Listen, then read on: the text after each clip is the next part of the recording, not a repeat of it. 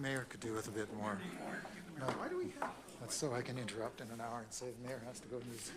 That's because it was background, right? Yeah. And it wasn't added in. I think there was hot links, but Yeah.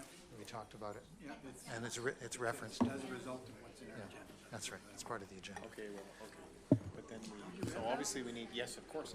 I guess then we need, it's one of those things where going forward, we need more time then. Right? Well, speed read it. No, it's just background.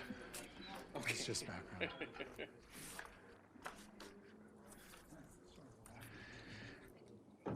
Good evening and welcome. Thank you for your patience as we get settled. Our last meeting went till 6:15, and then some of us weren't able to leave the discussions after the meeting with various parties until a little later. So, yeah, we're working on it, and we do this first little bit of preamble just so that the sound can be adjusted, especially for that behind the screen. Can you hear me in the back row now? Not bad. Good enough for jazz. There's two red lights here. One of them's right on the table. One of them's a little closer. Okay, thank you. Call to order, and the first item is the adoption of the agenda as circulated. Motion, Councillor Lutz and Councillor Wrights. Are there any additions or deletions to the order paper? We do have the vision plan, which is part of a backgrounder for one of the items, but no changes to the order paper. All those in favor of the agenda as circulated? That's carried. Thank you very much. And most important, we have 2 appointments and 2 delegations this evening, and we'll start with International Dark Skies designation, which is Bruce Woodburn. And you'll come forward, and once you're settled, push the red button that looks like a speaker button, and then it'll flash, and I'll put it on. Great. Thank you. How's that? That's perfect. Okay. I'm Bruce Woodburn. I'm your local eye surgeon. I'm here to talk about outdoor lighting in our community. I represent the interests of my patients, and I'm also representing the Astronomy Society here in town, who is sponsoring this. So, this is my PowerPoint presentation here. I've never had a battery failure. So I'm going to talk about smart lighting, and I've got 3 points to make. One is that smart lighting is good for Sechelt. Number 2 is we don't have smart lighting. And number 3 is we could have smart lighting, and I think the best way to get it is by pursuing International Dark Sky Association designation as a dark sky community. Smart lighting isn't mysterious. It just means sending light to where you want it and don't send it where you don't want it. This cartoon here illustrates a street light, which is shining smart light down on the street where we want it. Unfortunately, it's also shining light in the eyes of pedestrians, producing glare, and shining it in this bedroom window, keeping somebody awake all night. That's called light trespass, where unwelcome light crosses property boundaries. It's also shining light up in the air, which is really dumb light. That's light pollution, which does nobody any good, wastes energy, and bothers birds. Smart light does not involve high technology. It just involves good design and light fixtures. I'll pass this around for anyone who's interested, but this side shows unacceptable light fixtures. And if you want to actually see them, all you have to do is walk around our community, because virtually every light fixture would not be approved as a smart light. They produce glare. On the other side, it illustrates the smart light fixtures, which don't look particularly remarkable because they're not. They just involve shielding that prevents light from going where you don't want it. If you want to see any of these, you're out of luck.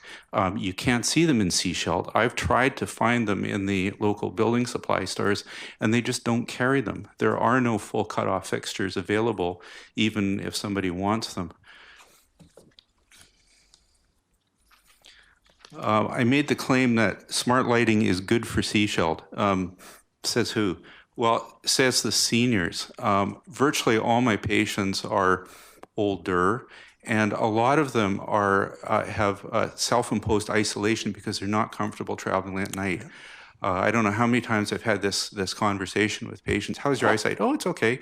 Can you do everything? Oh, yeah. How about driving? Oh, sure. Do you drive at night? No, God, no. Right? And they just don't go out at night. And they've given up their bridge games. They've given up their pickleball because they're not comfortable outside. And it's not just the headlights.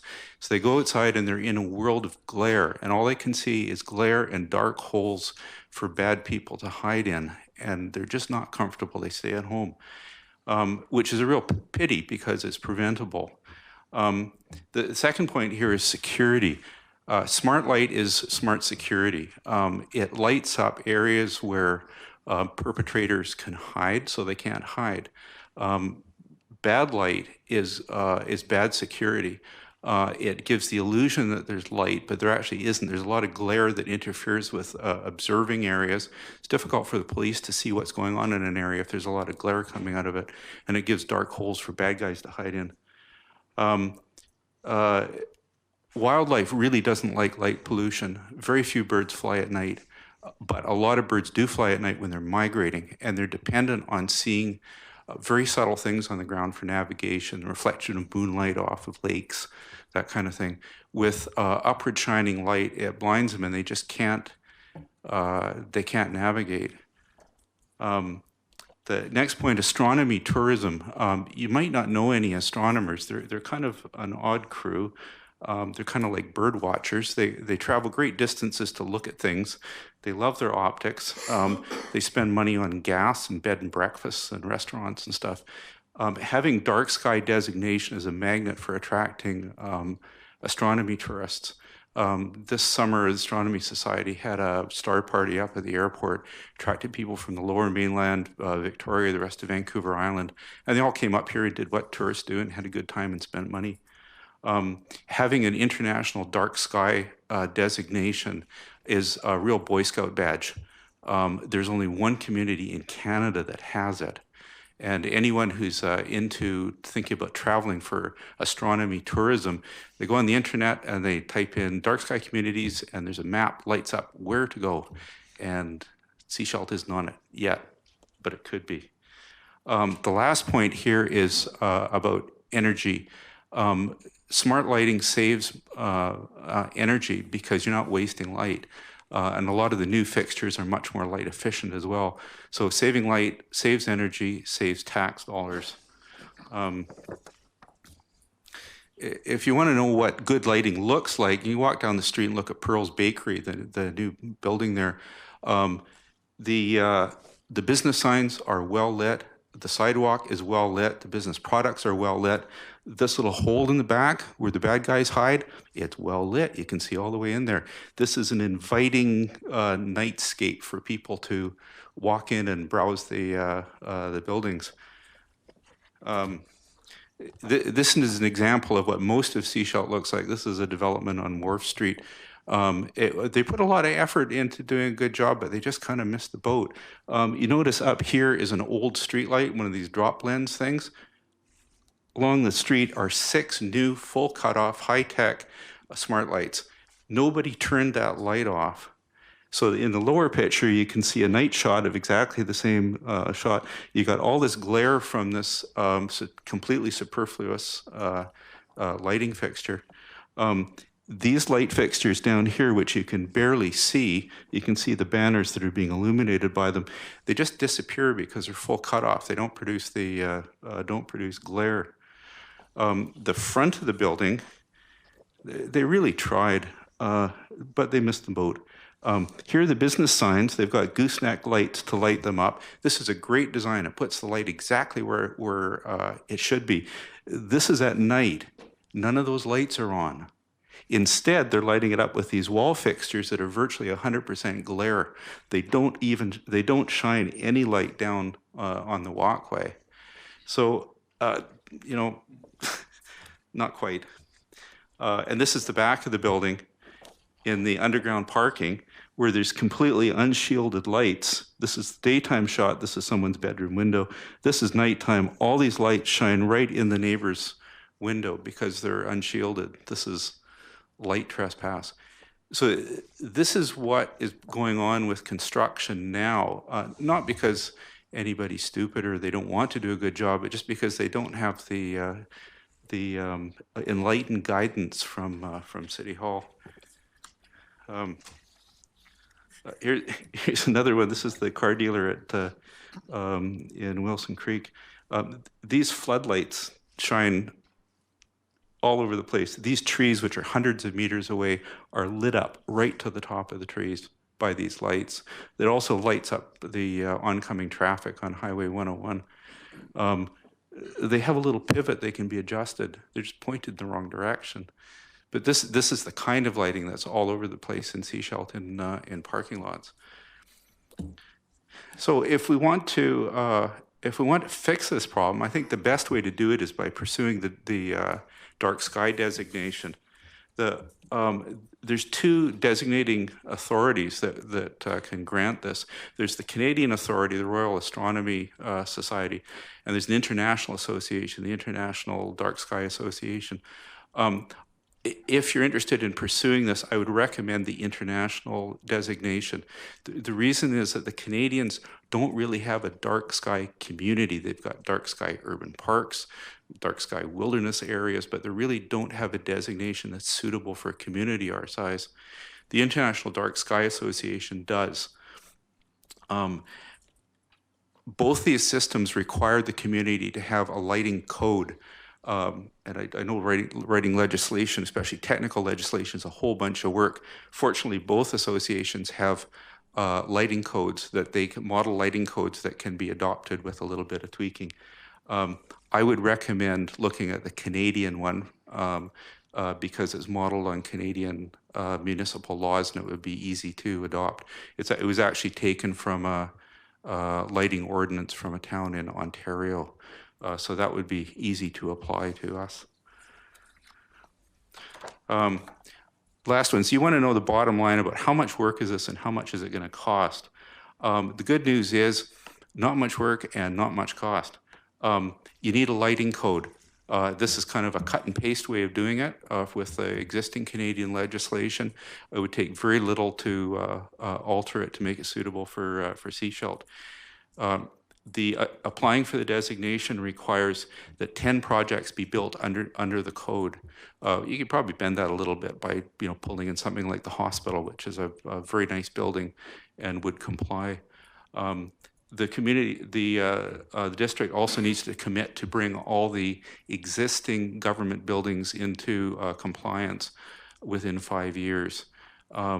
That usually just involves putting a bit of shielding around existing fixtures. Few fixtures might need to be changed, but all these fixtures will need to be visited in the next 5 years for maintenance anyway, just for like light bulb changes and stuff.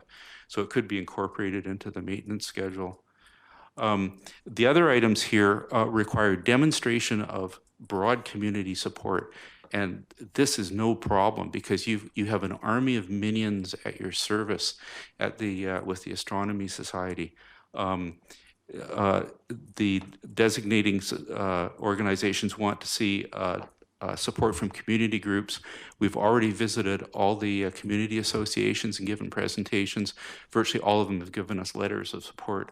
The building association, we've talked to them. They love the idea. They want rules. They want to know what they're supposed to do. They want it written down so that they're not getting blindsided. They want an International Dark Sky Association chapter. No problem. We'll do that with the Astronomy Society. School program, no problem. We'd love to go in and talk to kids about energy conservation and sensible lighting.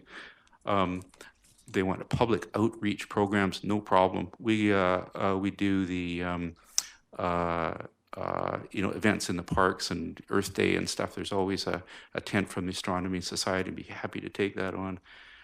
They want sky brightness monitoring, no problem. We've already got the official meter for doing it. It's up at the observatory.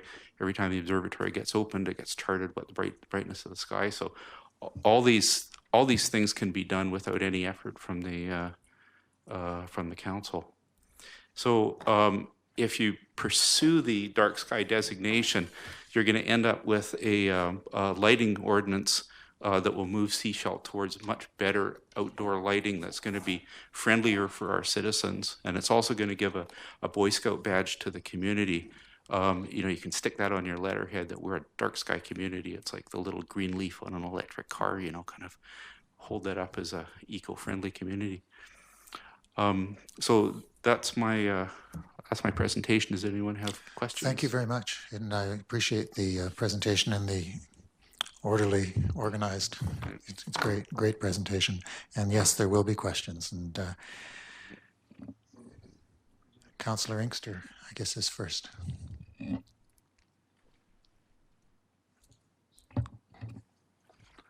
I think it's likely to be me, so press the button first. So just a little Councillor FYI Inkster there. had, Councillor You're Inkster had better, my. you better reach for the top. I press buttons, yeah. Yeah.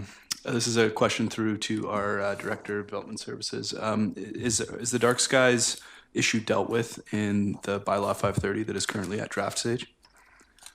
I do recall something being in there, but I don't recall the specifics.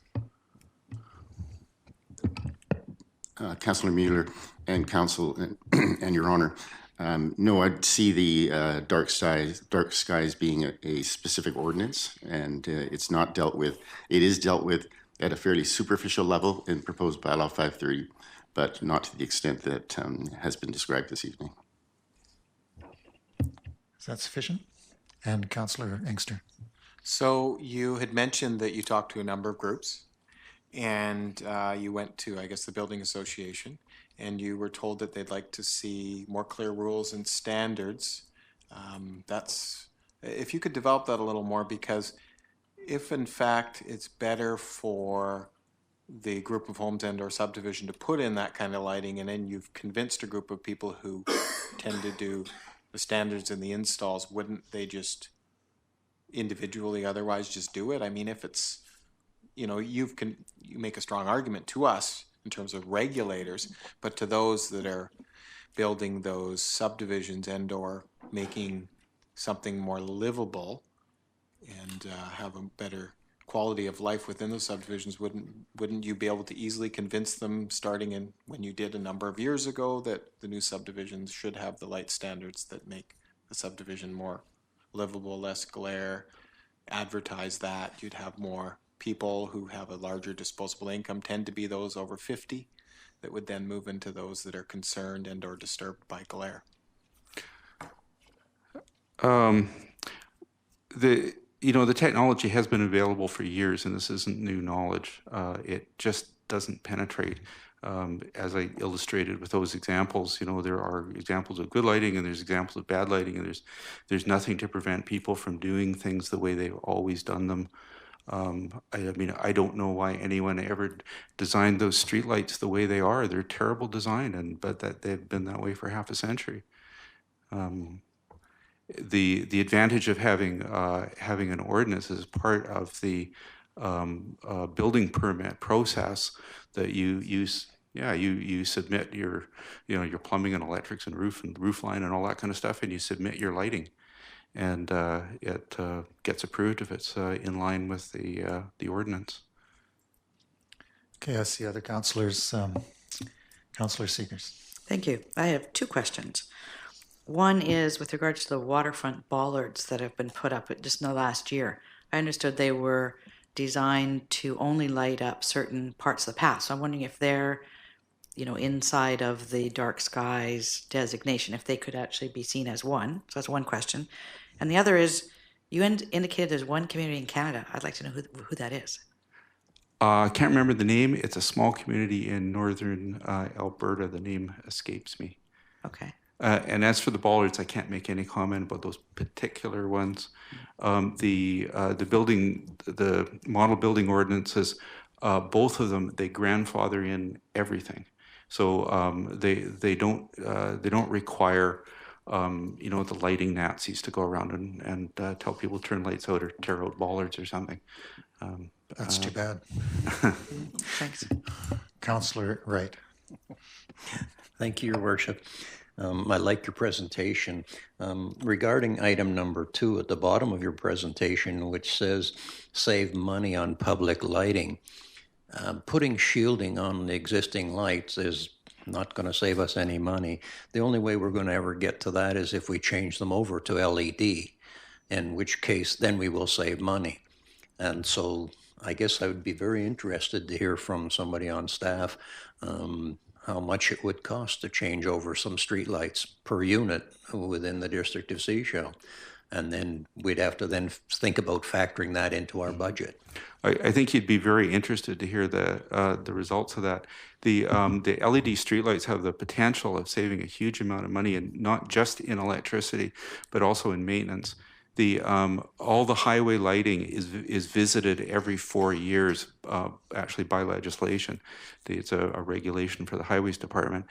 So every 4 years, a giraffe has to go up there and change the bulb or check the ballast and stuff. LED lighting, routinely the last 20 years. I've got LEDs in my office that have been on for 20 years. So that's part of the savings is in electricity. Part of the savings is in reduced maintenance. And you're right that shielding lights does not save money. It just brings them into compliance if you're applying for the designation. Another thing about the lighting is there's a lot of interest in doing this from higher levels of government. And there's a demonstration project in Burnaby where they have 2 streets that have been changed over to LED lighting so that of different color temperature so that people can look at it. The problem is that there's a big drive to go to higher color temperatures because it looks good on paper because they're more efficient from a lumen per watt basis. The trouble is that they're ugly lights. They're usually referred to by their detractors as prison lights. They're very, very white or blue light. They work great for institutions. They're great for airports, sports fields, and prisons. People really don't like them. They like this kind of color temperature. We consider this, more attractive. And most street lighting is not put in there for the traffic. It's put in there for the pedestrians. The vehicles all have headlights. And one of the problems with this move to change is that the salesmen are very good at pushing the slightly more efficient but much bluer lights. The lighting ordinance specifies the color temperature of outdoor lighting as 3,000 degrees, which is about the same as indoor incandescents, what we have here. But there will be a big push for the municipality to change over its lights to save electricity. I'm sure we can discuss this at great length, especially when we have an enthusiast at the microphone, but we're going to try and go forward. Mr. Vance, did you have something to add on this? Just a comment, Mayor and Council, that all rezoning applications, subdivision and development permit applications, we require full cutoff LED lighting, including bollards.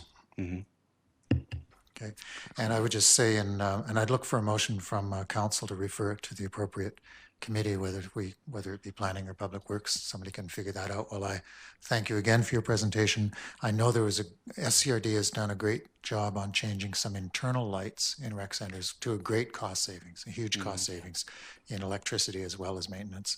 And what I liked best about your presentation was the pictures.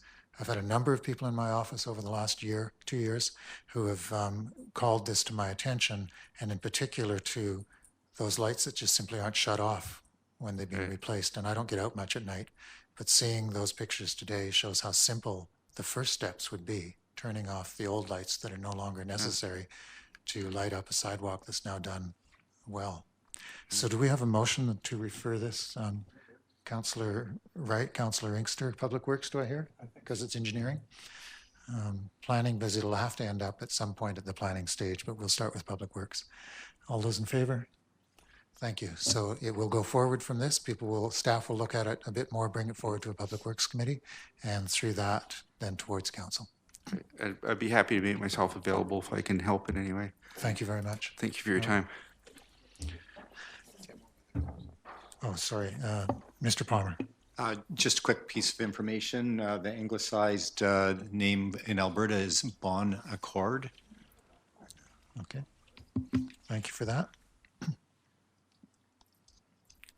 And I, like many people, thought we had enough in our sustainability plan and current OCP guidelines, but when you actually see the pictures and drive around the community, you realize that what we thought was moving in the direction of darker skies isn't really meeting the needs yet. Our second presentation this evening, a delegation, is on the Sunshine Coast Canoe Journey 2017. And Mr. Jerry Rolls. Thank you. Do you have the pictures that I sent you? It's more interesting than this. Do you mind if I stand? We'd like you to be able to be picked up by the microphone, and it is being videoed for live streaming, but you can stand, but if we can't hear you, we'll ask you to hold the microphone while you I talk. just want to speak to everybody in the room. You can do your best. Hold up the microphone. I can hold this up? Oh, that works, yeah, thank you. And you are addressing council. but- I'm in the council, and thank you for the opportunity to present today. Mayor, councillors, directors. Today, Ed and I would like to talk to you on this wet October evening about paddling in large canoes, hopefully in the sunshine next year in June. Next slide. We're from Gibson's Paddle Club, and we're going to talk to you about a paddling event, a large canoe paddling event to celebrate Canada's 150th birthday. Next slide. We love many things about paddling, but one of the things that I particularly like best about it is that it unites three prominent heritages of Canada: the French heritage, the English heritage, and the First Nations heritage. I'm going to introduce the 2017 Cross Canada Canoe Journeys, and I'm going to provide more detail on the Sunshine Coast leg of that journey. 50 years ago, some of us here might remember that there was a celebration of Canada's centenary. And then there was a train that went across Canada, a Confederation train. Here's a picture of that train, 1867 train. The guy standing on the right of the picture, standing up, is Fred Stark, who lives in Sechelt and is still paddling and wants to be very much part of this particular journey, going across Canada, not in a train, but in a canoe, part of the journey anyway. Next. We want to celebrate Canada's 150th birthday. We particularly want to celebrate the canoe culture, Canadian unity through cultural cooperation, and the importance of water stewardship. This journey, this cross-Canada journey, is being planned under the umbrella of a group of people east of the Rockies, the Canadian Voyageur Brigade Society, who undertake many such journeys across in various parts of Canada, not such a large one as we're planning now. In the course of those journeys, they reenact voyageur events, they tell stories, they get people involved in water stewardship, in water safety, in navigations. They have a lot of fun doing it, and they involve a lot of people who come back with a heightened sense of what it means to be a Canadian, what it means to have this canoe heritage. We're going to be starting out our journey on the 13th of June, going through to the 18th of June. The whole cross-Canada journey starts in early June and ends in late August. Here on the Sunshine Coast, we're going to be starting that journey. We want to set the proper tone. Currently, 16 brigades, they call them, are planned, going from west towards Ontario and east towards Ontario, and ending up in Ottawa. It was originally planned so that people could make sequential journeys. So you could start off in Newfoundland, you could start off in British Columbia, and then you could hop over and do another leg. So you could do 2 or 3 legs of the complete journey. Next.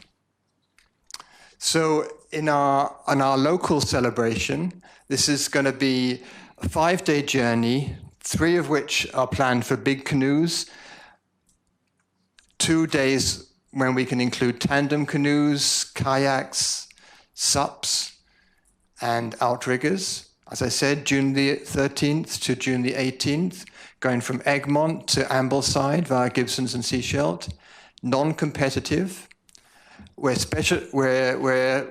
presently scheduled to land on the Sunshine Coast Community Properties on June the 14th. Then portage our canoes. There's going to be about 10 canoes through Seashelt on June the 15th, and then depart Seashelt on June the 16th.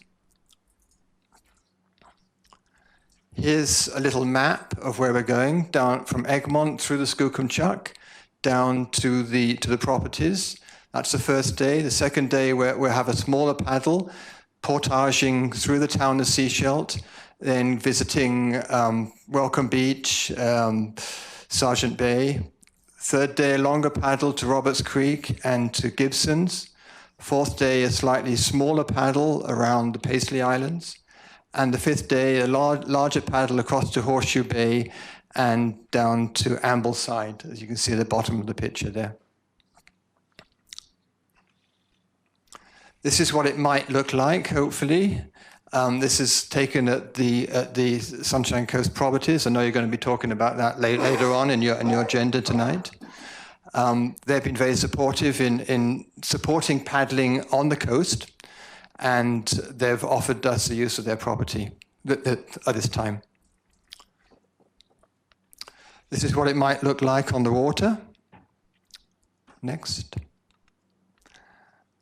These similar pictures. Next. It could look like this, though. This was taken up in the Broughtons. It's going to be June next year. It could rain, but we paddled in all weathers. And here we are back on the inlet in fairly good weather. Going to pass it on to Ed now.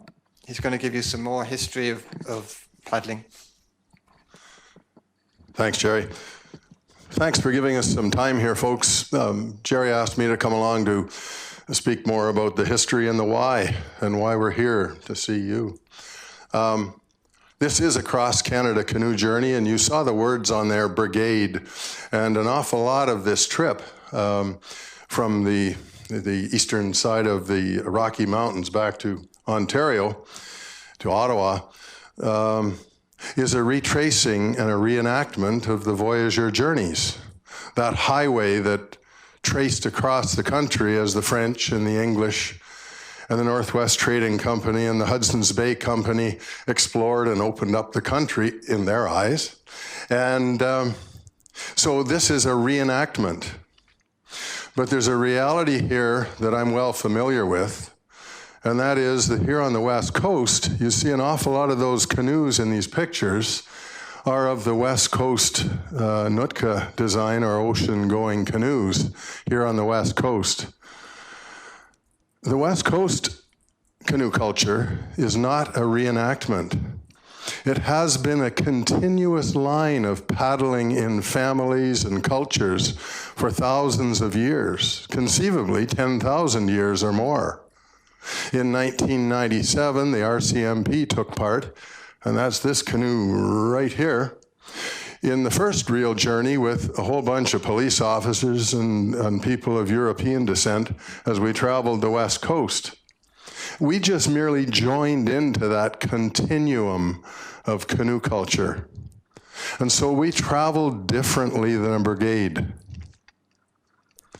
You can appreciate that just from how it was done coming across the land as opposed to traveling within the First Nations culture. So we've learned how to travel within that culture, and we travel with respect to that culture.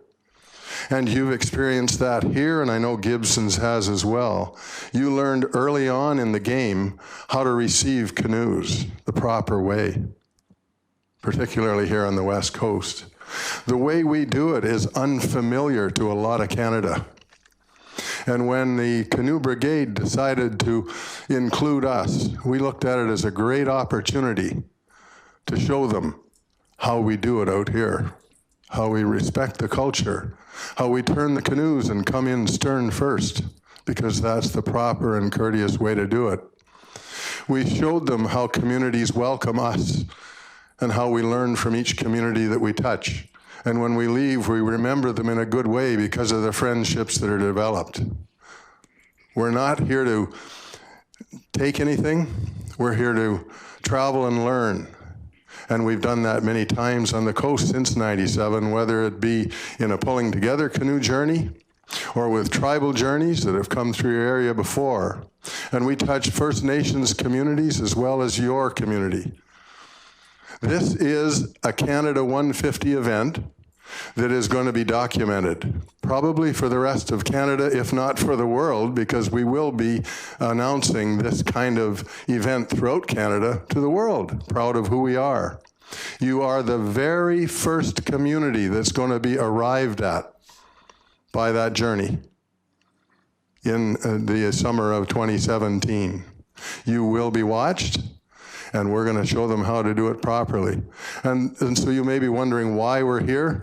Well, I think Bruce and or Jerry and I, I'm sorry, can probably answer those questions for you, because there's all kinds of ways for you to be involved, from very small, significant ways to larger ways, whatever you decide is best. But just know that what we're doing is practicing what we've been taught on the West Coast, and we're going to show the rest of the brigade how it's done out here.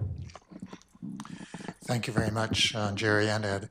And I certainly remember when Ed organized the first Vision Quest and Paddling Together journeys in '97, and the legacy that's continued on. It's been quite tremendous for the province, the nation, actually, not just our communities on the coast. Probably some questions. I see one, and I have a comment before we end this. Councillor Inkster was first, actually, this hand. So let's let him speak on this, and then we'll get to Councillor Mueller. I think this is for Jerry, the first speaker, and it's good to have Ed coming to speak to these issues once in a while. You mentioned your landing place in Seashelt, and we've seen, I think, 2 years now of paddling in the inlet going to that property. Going forward over a number of years, if this becomes large, or another way of looking at it, successful and has a continuous historical connection over a number of years, we've heard that property referenced as a good place to land, and I've been there, I've seen that. Has the paddling groups, that includes your own now, talked about the future and whether there will be, over a number of years, continuous access to that property for that use? Yeah, you can have. I'm not a member of the executive, but I do know what they've been talking about with it, because I've been consulted a few times. The properties have actually provided a storage area for us, fence, security, and the works. It is a proper and good area to land because of the nature of the bay there and the ramp and so on. This is the second year there's been a canoe event there. We're there, once it's well established and functioning, that will be to the Seasheld area what the Gibson's Marina is to the Gibson's paddlers. And we send out 30 canoes a week out of the Gibson's harbor paddling, 12 months a year. That'll happen here. And that, from that marina, we have access, from the properties, we have access all the way down to the pub and back. That's all very feasible paddling territory. So yeah, it'll be very well and heavily used. Our canoe club will grow because of it. Councillor Mueller and then Councillor Wright. Yes, thank you. I just wanted to ask about some of the logistical details that I'm sure are on the delegation's mind. So there's going to be a portage down Wharf Street, I assume. Is there any specific type of help that you need from district staff on that particular item? I imagine that would have to involve the police at some stage. I don't know what the protocols are for doing that. But yeah, go ahead. Yeah. Well, not just that. We did a similar parade in Fort Langley one year on one of our journeys, where we took the 2 canoes from the river all the way up through town and into the fort and back. And they're put on wheels. They can be put on wheels, and then we kind of, small bogey wheels, and we can travel with them like that across from the ramp at the pub up and across and over and into the water, probably about a 20-minute walk across. And I realized it would take something from the town to close a street or to make allowances. My suggestion, if the council's interested in doing something like this, would be for you to have somebody to work with Jerry's committee so that you could figure out, is that a feasible thing to do at a certain time of day? How can the town become involved in welcoming, whether that be money or a delegation at the beach or trinkets being handed out or whatever? There's all kinds of ways to participate. That's merely one question that I'd suggest if you're interested in being involved. Best to do it with a linked committee as opposed to solving it here. Thank you. Okay, that's a Thursday afternoon. I'm sure we can find a way to close the roads. I'm not sure, it's our ramp coming out of the water. I'm not sure on this side. That one of the delegations that we're going to be doing is going to the Seashell people as well, similar to what we're doing here, and that's one of the things we'll be addressing. Yeah, we don't need a ramp. We can lift them. We've lifted them some pretty horrendous places. Okay, Councillor Wright, I think, was next. Thank you, Your Worship. I don't have a question. I have a comment mostly for our staff through you to the CAO and probably the planning department. I suspect that there's going to be some temporary use permits required for this. And my understanding is it takes 3 or 4 months to get them done. June's not that far off. That was going to be my final comment after thanking you for the presentation. And as you said, we want to make sure this is done right. And we are appreciative that a large landowner has provided their property, but you want to make sure that the appropriate land use permits are in place and therefore the right insurance and things of that nature. So thank you very much. A question for you then, Mr. Mayor. When this is finished, will there be somebody in touch with Jerry, or is there somebody that we can use as liaison, or do we have to come back here each time? You certainly don't have to come back to council. You've informed us. We know what it is. We'll take some action in terms of that broader participation or support. And but in terms of the actual event, you'll want to work with both the landowner and our planning department. And if we are looking at landing and wanting to suggest that council have somebody there to welcome them ashore and that sort of thing, how is that accomplished? We're aware of that now, so some sort of, say, a month ahead of time would be good. An email to our communications manager, which is Connie Jordison. Okay, thank you very much. Thank you very much. Thank you very much for giving us the opportunity to do that. Thank you, and we'll be thinking about it. I certainly read it over and wondered about participating because it would be a great opportunity. That's one of the ways council can be involved is if somebody wants to come and paddle, let us know. Well, I was kind of thinking at the age of the paddle, the council, we might need to subsidize a group of paddlers. Yeah. Okay. Thank you very much. Yeah, you're hale and hearty at 68. Okay, moving on. There's no proclamations this evening, but adoption of the minutes of the previous council meetings. We'll start with minutes of the 12 o'clock meeting of October 5th. Item 5.1, motion to adopt. Councillor Seegers and Councillor Shanks. All those in favor? That's carried, and that was just a movement into a closed meeting. 5.2, minutes of the 4 p.m. regular council meeting of October 5th. That's also just a movement. Councillor Wright and Seegers. Motion to adopt. All those in favor? That's carried. It's one page now. The regular council meeting of October 5th. Motion to receive and adopt. Councillor Seegers and Councillor Wright. Any errors or omissions in those minutes? And that's page 11 through to 16.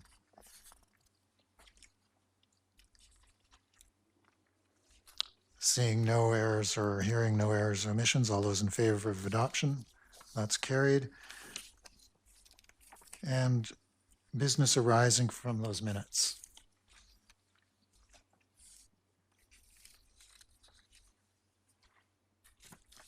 Longest portion was reports from council. Moving on then, if there's no business arising, to item 7, committee commission reports and minutes and reports. Item 7.1 is a summary of the recommendations of the Finance and Culture Committee. Motion to receive, Councillor Seegers and Lutz. Any errors or omissions that people noted in those? Councillor Seegers. Thank you. On page 19, the recommendation at the top, I think we need a little more verbiage in that. I believe we were looking to refer this Community Investment Program policy to staff and the Community Investment Program Review Committee for revision and recommendation back to council. Yes, we certainly didn't want it to be referred and dropped and stopped. It was meant. So I think that is an appropriate amendment to those minutes, that it be referred and brought back to committee. Right, but also for revision, Yes, because for the revision. committee That's why had it brought was forward for. some, Yeah. yes. Thank you, Councillor Lutz.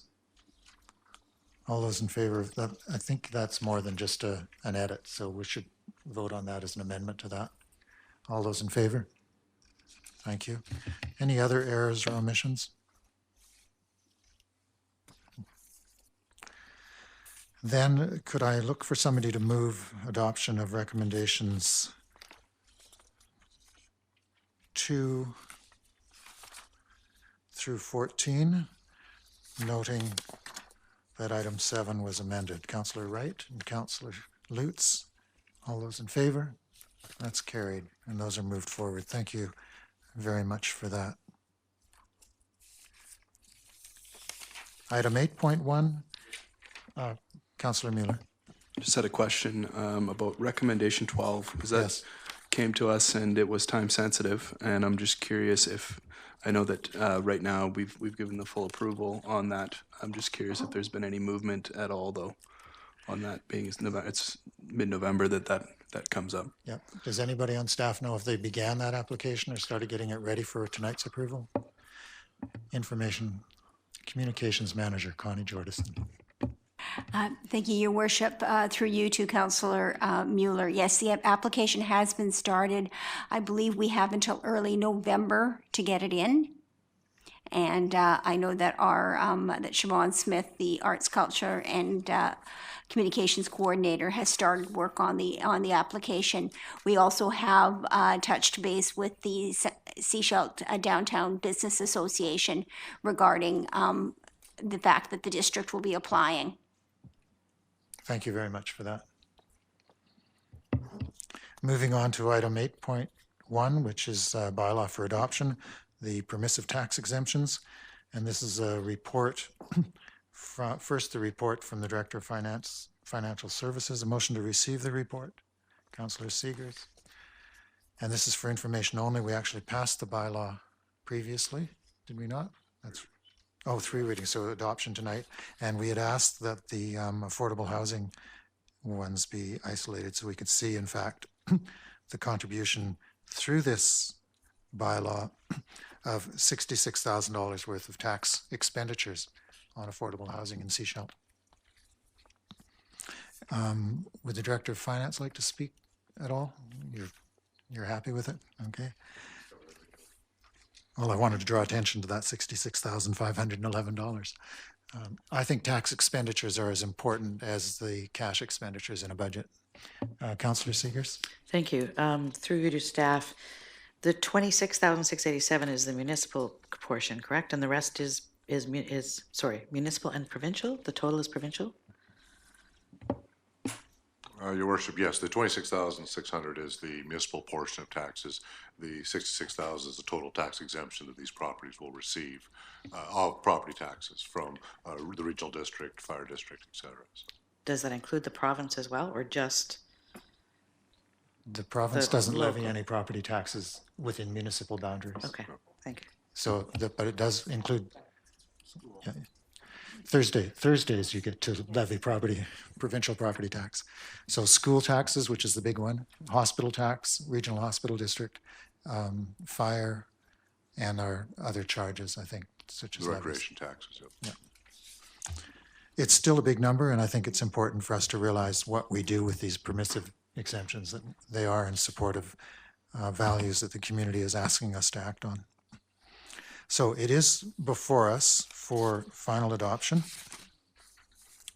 And I'm looking for the actual page. Here we are, page 23. It's a bylaw for the purposes of exempting certain lands and improvements from municipal property taxation for the 27 taxation year. And its adoption is moved tonight by Councillor Wright and Seegers. All those in favor? That's carried. Good work.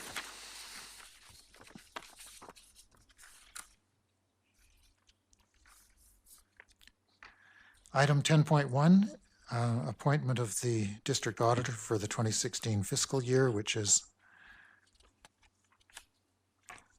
well underway.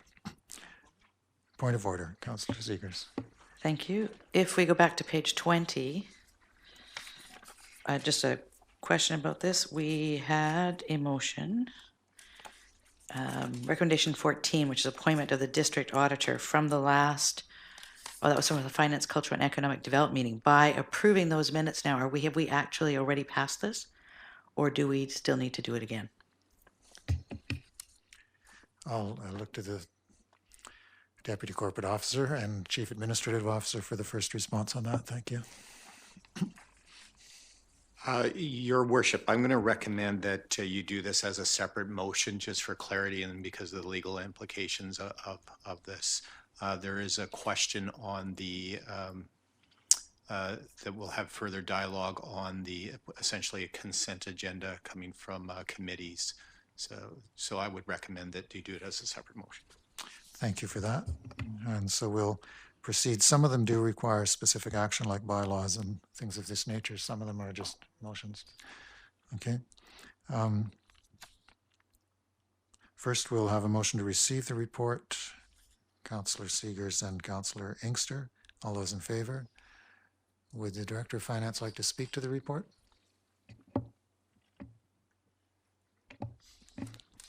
Thank you, Your Worship. So at the last Finance, Culture, and Economic Development Committee, I presented a report suggesting that BDO Canada be made the district auditor for the 2016 fiscal year.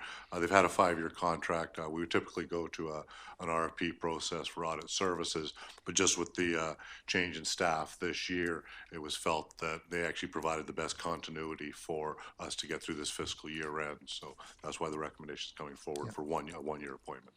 Thank you, and thank you for that explanation to council observers who may not have been at the finance meeting. And it was moved by Councillor Zegers, actually, so I'll take the second from Councillor Wright, that the District Council appoint BDO Canada LLP as District Auditor for the 2016 fiscal year. All those in favor? I should have asked for discussion, but... Item 10.2, SSC Properties Limited Council Resolution, Porpoise Bay. First, we have 4 recommendations on page 32. We'll start with the first one. We actually have some suggested revised recommendations for 2 and 3 that are much simpler, and were handed out, and we'll get to those in a minute. So, but to start with, I'll just look for a recommendation that the report be received. Councillor Lutz and Inkster, all those in favor? That's carried. And I'll turn to Mr. Vance, our municipal planner, to speak to the report. Your Worship and members of council, the report follows up on a request by council to, excuse me, I just have to find this, to request clarification of the conditions of adoption of the SSC bylaw and to highlight the proposed changes. There is also a recommendation in council to rescind the first reading of SSC bylaw number 25271 and to give first reading to the same bylaw. The second part of the recommendation is to rescind the resolution respecting the conditions of adoption and to pass the resolution amending the subject to conditions of adoption.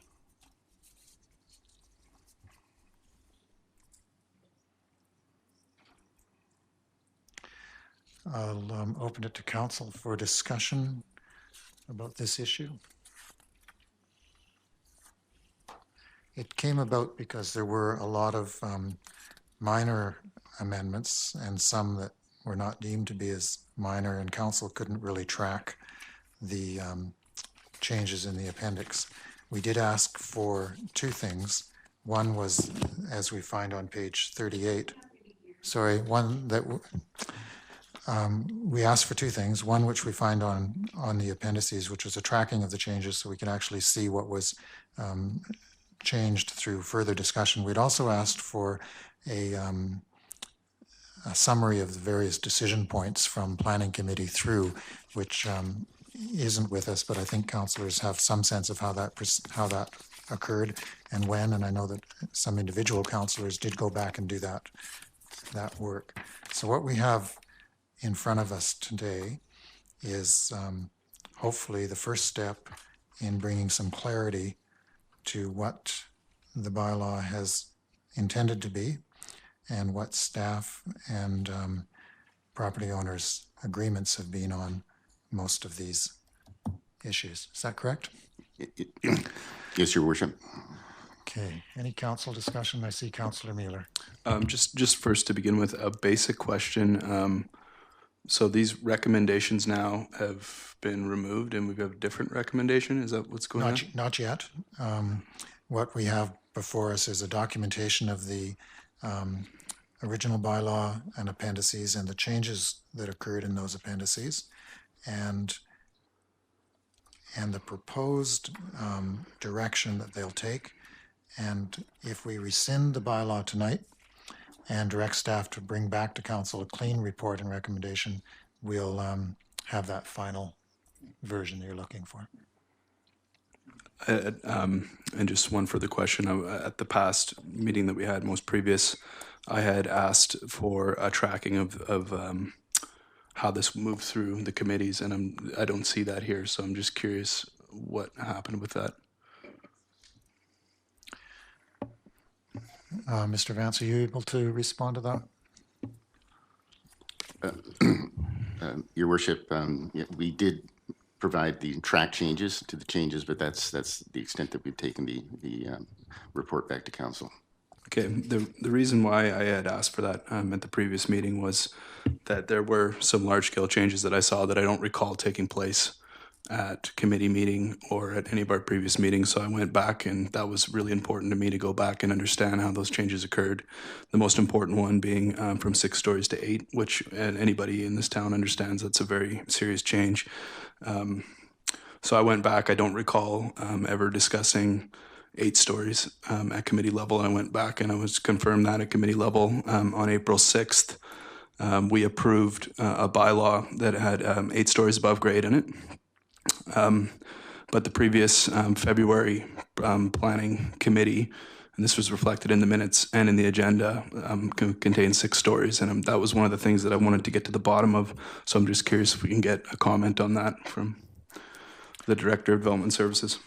So your review showed that the first committee meeting discussion of this in February had 6 stories, and then it came back to committee in April? No, committee recommended to council, and some of you may recall on April 6th there was something like a 500-page regular council agenda. There was also about 10 hours of committee work that day, and so that was also one of the meetings where I asked the mayor to cut the council meeting short because it was such a long day, and so I think perhaps maybe we missed something in there, and I'm just curious if the Director of Development Services can comment. And just to be clear, you didn't ask for the meeting to be cut short. It was already extended past 10 p.m. and you said, let's not go forever. So that's certainly fair. It was a long, long day. So through to staff, I wonder if anyone can respond to the sense that there didn't seem to be any political or council discussion of that shift from a committee discussion and bylaw with 6 stories to the council one. And yes, we did adopt it on that day, but without discussion or apparent knowledge. So just to be clear, that was the February 24th Planning and Community Development meeting. Yeah.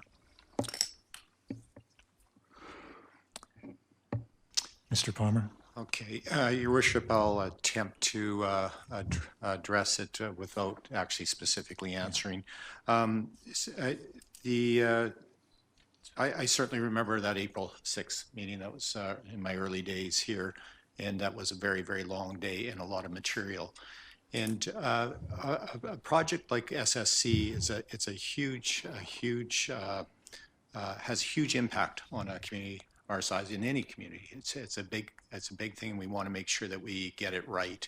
And I think with the some possible alternate resolutions here, I think what we're really wanting to do is make sure it's very clear what the intent from council is is very clear to the developer and very clear to the community of where we're going. It's quite possible just the large volume of material created some errors or omissions. And that's why it's important to be able to go through the readings to find these errors, and that was essentially the report, from my understanding, from the Director of Engineering or Director of Planning, who is unfortunately not here with us tonight, and he wasn't here at the April 16th. So, Your Worship, I did, more from the administrator's perspective, give a couple alternate resolutions for 2 in replacement of 2, 3, and 4 that includes the rescinding, and with the intent that staff would prepare a report coming back to council, so it's very clear where we're at today for council and the developer and the community as a whole. Okay. Any further discussion of the items that we're looking at in the report that was provided primarily for information? What did come from the last? So we've got the information now. We can see where those changes took place. We don't always know exactly what happened between spots, but at this point, further discussion. Councillor Seegers? And then I'll look for somebody to move the recommendations as circulated by the CAO.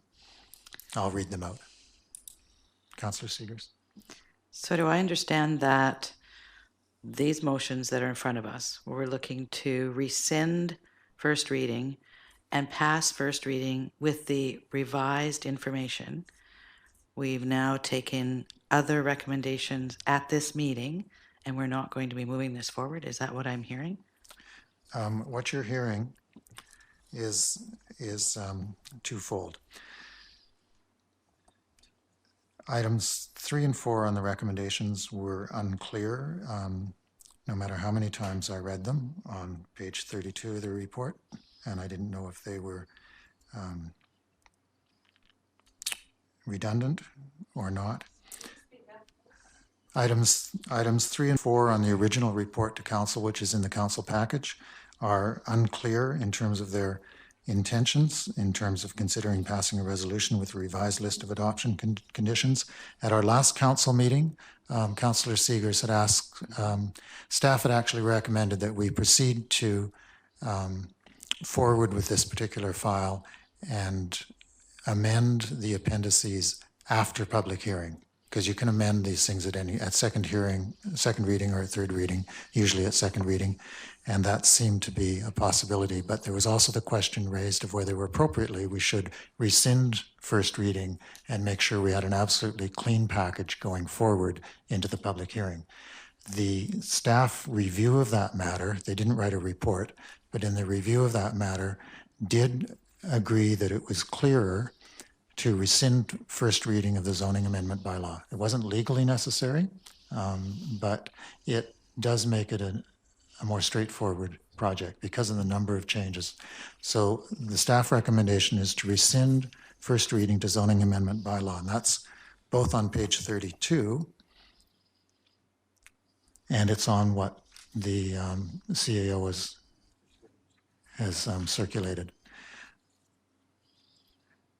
The issue on the staff reports are whether we should consider passing a resolution with a revised list of adoptions, and I think consideration is something we need stronger recommendations on that. We need to know that this is in fact recommended to pass, and we won't know that until it's actually brought forward as first reading with the appropriate appendices. So that's why the second part of the CAO circulators is that staff prepare and bring back to council a report and recommendation for zoning amendment bylaw number 25271, including conditions for adoption. And it's those conditions for adoption that have been back and forth, have changed in discussion between developer and staff, which is a good thing, and have also been difficult to track for council, and which is why there was confusion at the last time we were there. We actually couldn't follow them. So this way we'll rescind first reading, make sure the recommendation comes back with all the appropriate conditions for adoption, including responses to letters and suggestions that we received at late notice, for example. Councillor Inkster. we want to take this slowly. We understand it's confusing for all of us, and more so for those of you who don't have an agenda paper in front of you. Councillor Inkster. Yeah, I mean, it's a big project. We want to get it right. What I'm wondering, though, is with this rescinding, do we know what the timeline is on this coming back? I'm assuming based on the work that's been done, and I have to ask through you to staff, because throughout this project, I've made a number of assumptions on the process by which we've been following and the timeline, and I've been incorrect because it's taken longer than I thought it would, because of corrections and such and this rescinding. So do we know what the timeline would then be if we do this? Do we have some sort of timeline as to how this will play out? I'll look to the CAO for that response, and then Mr. Vance, perhaps. So I'll just give I guess from the CAO's perspective, not the planner's perspective, on how these large projects will transpire through a community. It's very large. It has impact. There'll be people that are very strongly supportive. There'll be others that have concerns on any developments of this size. And by virtue of our democratic processes, there's an opportunity of moving those things forward. And there's always uncertainty, and ultimately the council has the prerogative of passing or denying zoning applications, OCP. I think those are pretty fundamental things that we are all aware of. It's important to note that this isn't a simple single family rezoning application. It is big and it is complex, and it's normal and in fact I would say it's pretty much the rule that there will be items that are create concern or uncertainty and changes that will occur. And that's why we have the 3 readings opportunity for changes as we move ahead. I think in hindsight, when we look back to that April 6th meeting, I think we all agree that we were just trying to do too much in too short of a period of time on that day in particular.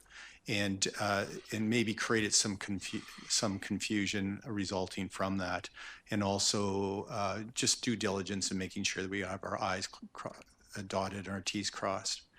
So I know it's a long-winded answer. It's intentionally to be a long-winded answer. We can rush to get it to the public hearing, and I know there's a lot of people, including the developers and council, would like this to get to public hearing. What we don't want, I believe, is to get to public hearing, have it close, and say, oops, we made a mistake, and have to do it all over again. And we've had that experience in the short time I've been here more than once. So getting right back to the answer, if the recommendations are endorsed here, it's very important that the developers will continue to be talking to staff. And then that report, we'll make sure that it's done well to remove to the best of our ability, any of these ambiguities as to the conditions for adoption. Could possibly be for the next council meeting in 2 weeks' time if there isn't any outstanding items. There is a few items that there's still discussion with the developer, and staff and the developer may not agree on all those items, but those will be coming back to council as well. Councillor Inkster? Yeah, thanks.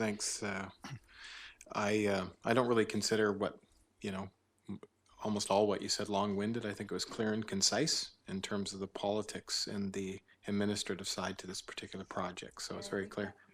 Oh, okay. So I was talking sideways. So what I said was that I didn't consider a lot of that, most of that answer long-winded. I was saying to Mr. Palmer what I considered as a good snapshot of the politics and the administrative issues that will be involved in this project going forward. And I'm glad then at the end that Mr. Palmer mentioned the pieces that need to come together, which is staff meeting with the developers to make sure many of the pieces that still need to be figured out and or boxes checked, T's crossed and I's dotted that we need to do in the next very short while in order to make sure that the large project has a lot of the pieces in place for discussion and approval. If I can add something before Councillor Seegers, just on Councillor Inkster's question about when it would be coming back.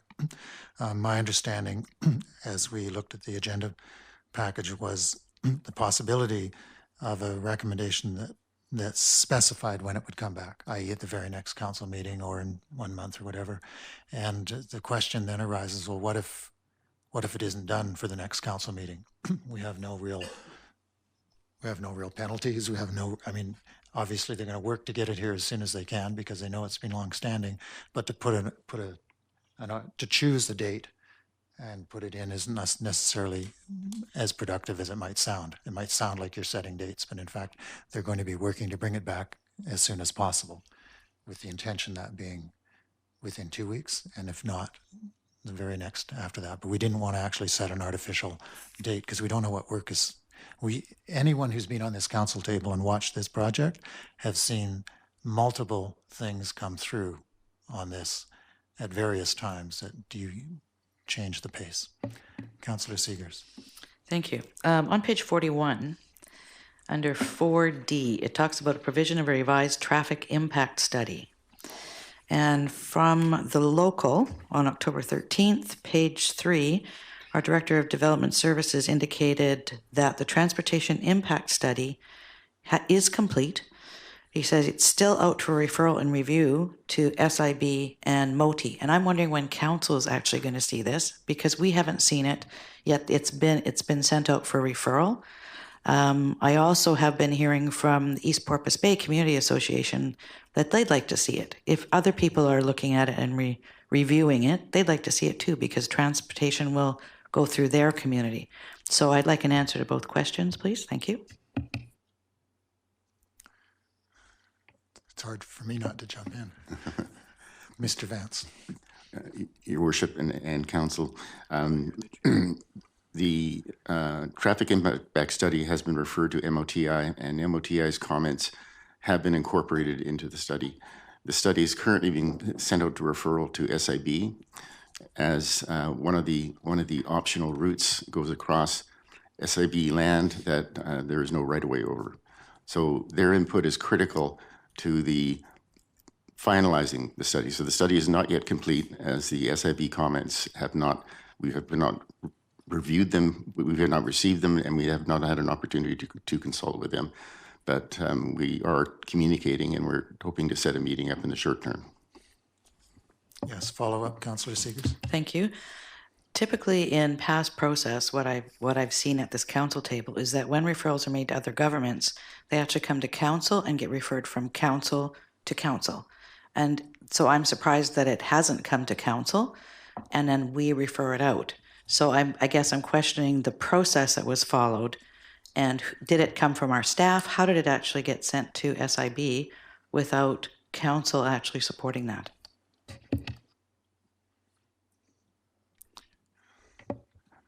Your Worship, I'm not privy to the previous referral process, and the engineering department is managing this process. Yeah, I'll speak about my experience with the CAO. I think is ready to speak as well. So, Your Worship, I think this speaks to those fundamentals of making sure there's clear information where we're going. I think there's some interpretational differences, and I think they're all fair. The transportation was an extra that council had previously instructed staff. I'm satisfied with the internal processes, but it is taking its time, and I think that's of legitimate concern on the time, both for the developer and for council.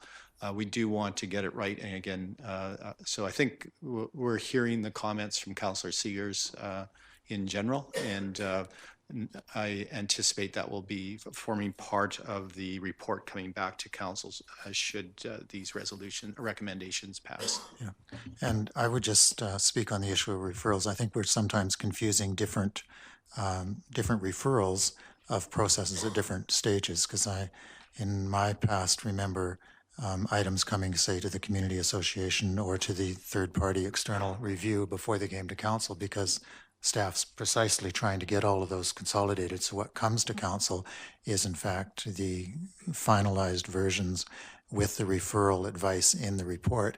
And then it's sometimes referred again, and it's that second referral.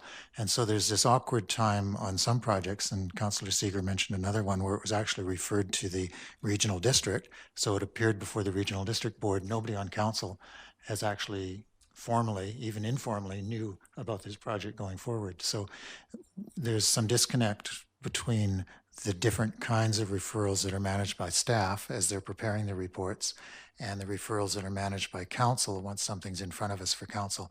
Now this one, the transportation, I can remember the day that we said, yes, we want it prepared, and staff's trying to get that done so they can bring it back to council because it belongs at this table. So I saw Councillor Seegers, I think, to follow up on these, and then Councillor Mueller. Sorry. Thank you. I do know that as a council, we have requested that when referrals go out to the community, we actually get a copy of them. They not necessarily come to us as a council, but we get emailed them so that we actually know what's out in the community and can see the information that the community is privy to. Because many times we get questions and aren't even aware that they're actually looking at this and coming back with information. So this is an oversight in my eyes, and even at this point, even if it's out for referral, I think as council members, we should probably still see a copy of it. Okay, and the CAO is writing that down. He'll probably look to see whether individual councillors, I'm not sure if council requested that or whether it's been a practice or not. I know in thousands of times when I don't know what's going on, but I just assumed that was the process. Councillor, sorry, don't want to promote anyone. Councillor Mueller's been waiting. Is it on this issue, Mr. Palmer, on referrals? I was just mentioning that, yes, I've made a note there, and I guess there's a question about managing communications. I will say that if that becomes the practice, it should either be at the committee or correspondence level, not email, and as far as protocol and the temptation of having meetings via email, we're trying to manage that. Yeah, and correspondence is a good idea. Councillor Mueller, sorry, thank you for your patience. Thank you, Worship. You know, I think this council and in the community, if you've been paying attention, that there is some criticism going about just how long it's taking for this to proceed to public hearing. So I have a direct question about that issue. So the CAO mentioned a couple of items that were meant to come back at next council meeting anyways. Regardless of what we do tonight, there's additional items. Is that correct? Yes. I don't think he said they'd come back next council. He said there was still some outstanding issues that there might be disagreement on, and they would come to council. I did meet with the developer this morning, and again, the planner isn't here today, so I can't speak specifically to the planning items. However, there is, again, specifically on the transportation as one item, different understandings of what that means, and it'd be best to get a good clarity of what those differences, if those differences continue. And so I think that would be very valuable to be part of the report coming back, at least a statement on where we're at on those differences on that staff report coming back to council should this, my recommendation be passed. Okay, and then one additional follow-up is the question about the public hearing. Now, we haven't had this yet where we've gone to public hearing and come back and wanted to make significant changes enough to require another public hearing. So in the view of the Director of Development Services, what would be the type of change that would require another public hearing? Given in mind that we're talking about 10 properties, 1,300 homes, and a number of large-scale issues, I'm just curious, in a situation like this, how many public hearings typically do we go through for a development of this size? Your Worship, A second public hearing is usually only required if there are substantive changes made to the bylaw following the public hearing, to the extent that it is a different bylaw that was advertised for the first public hearing. If there are not substantive changes and the bylaw is essentially the same as was advertised before, then there would not need to be another public hearing. So in this particular context, then would an additional story of allowance or two, or would some particular number of houses, or perhaps some requirements on affordable housing or other types of contributions, would that trigger an additional public hearing? The number of the units would, but again, it's difficult to speculate under the degree to which the changes would they drive another public hearing. So specifically, would height trigger, or stories, would that trigger another public hearing? Well, we hope to resolve height with council in advance of the, along with first reading, rescinding first reading, giving first reading. You have asked for additional information. So it would be ideal to have those changes incorporated into the bylaw before advertising public hearing.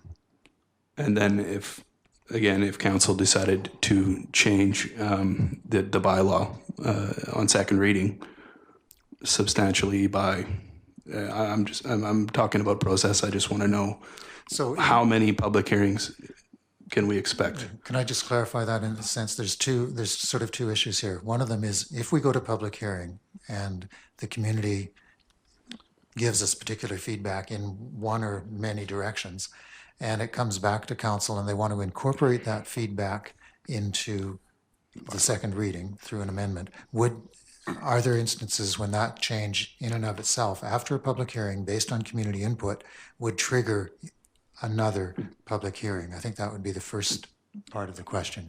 So we put it through at X number of stories, we hear it should be Y, we change it to Y. Either party might have a right to challenge that and say, no, it requires another public hearing or not. And it is really hard to give a precise one because it becomes legal, substantive. We'd get legal advice on it, but we would get legal advice on it, Your Worship. but what happens when a council amends a bylaw based on the public hearing itself in substantive ways? Well, density can be reduced, which may not require a public hearing. It may be minor amendments that don't affect use density, but really we'd have to make that decision following the public hearing, realizing that the extent of the changes you may want another public hearing given the changes, because the people came to the first hearing based on the bylaw that was advertised. Right. Okay. Thank you. That's a good response to my question. I do have an additional question, and this also pertains to the issue of perhaps this perceived notion that council isn't moving fast enough on this issue. We're talking about such a large project, and it's clear to anybody who's watched the way that this has changed through all the different committees and the different agendas that it's been on. And even I want to note tonight that the major recommendations again changed right before the meeting that we're having now. At any point in this, was it a discussion rather than having one process for 10 properties, if it would be a piecemeal approach, one property at a time? Your Worship, this is a master plan, and we would want to deal with all of the properties at one time because they're interrelated and they rely on each other, and one of the properties alone couldn't be redeveloped without the adjacent properties also being redeveloped. If I can just follow up on Councillor Mueller's questions about multiple public hearings. We want to avoid that. Everyone wants to avoid that. And if we get the first reading right, it goes forward in a way that people understand. We hear public comment and the developer and the council hears exactly the same public comment, and adjustments can be dealt with in a collaborative way.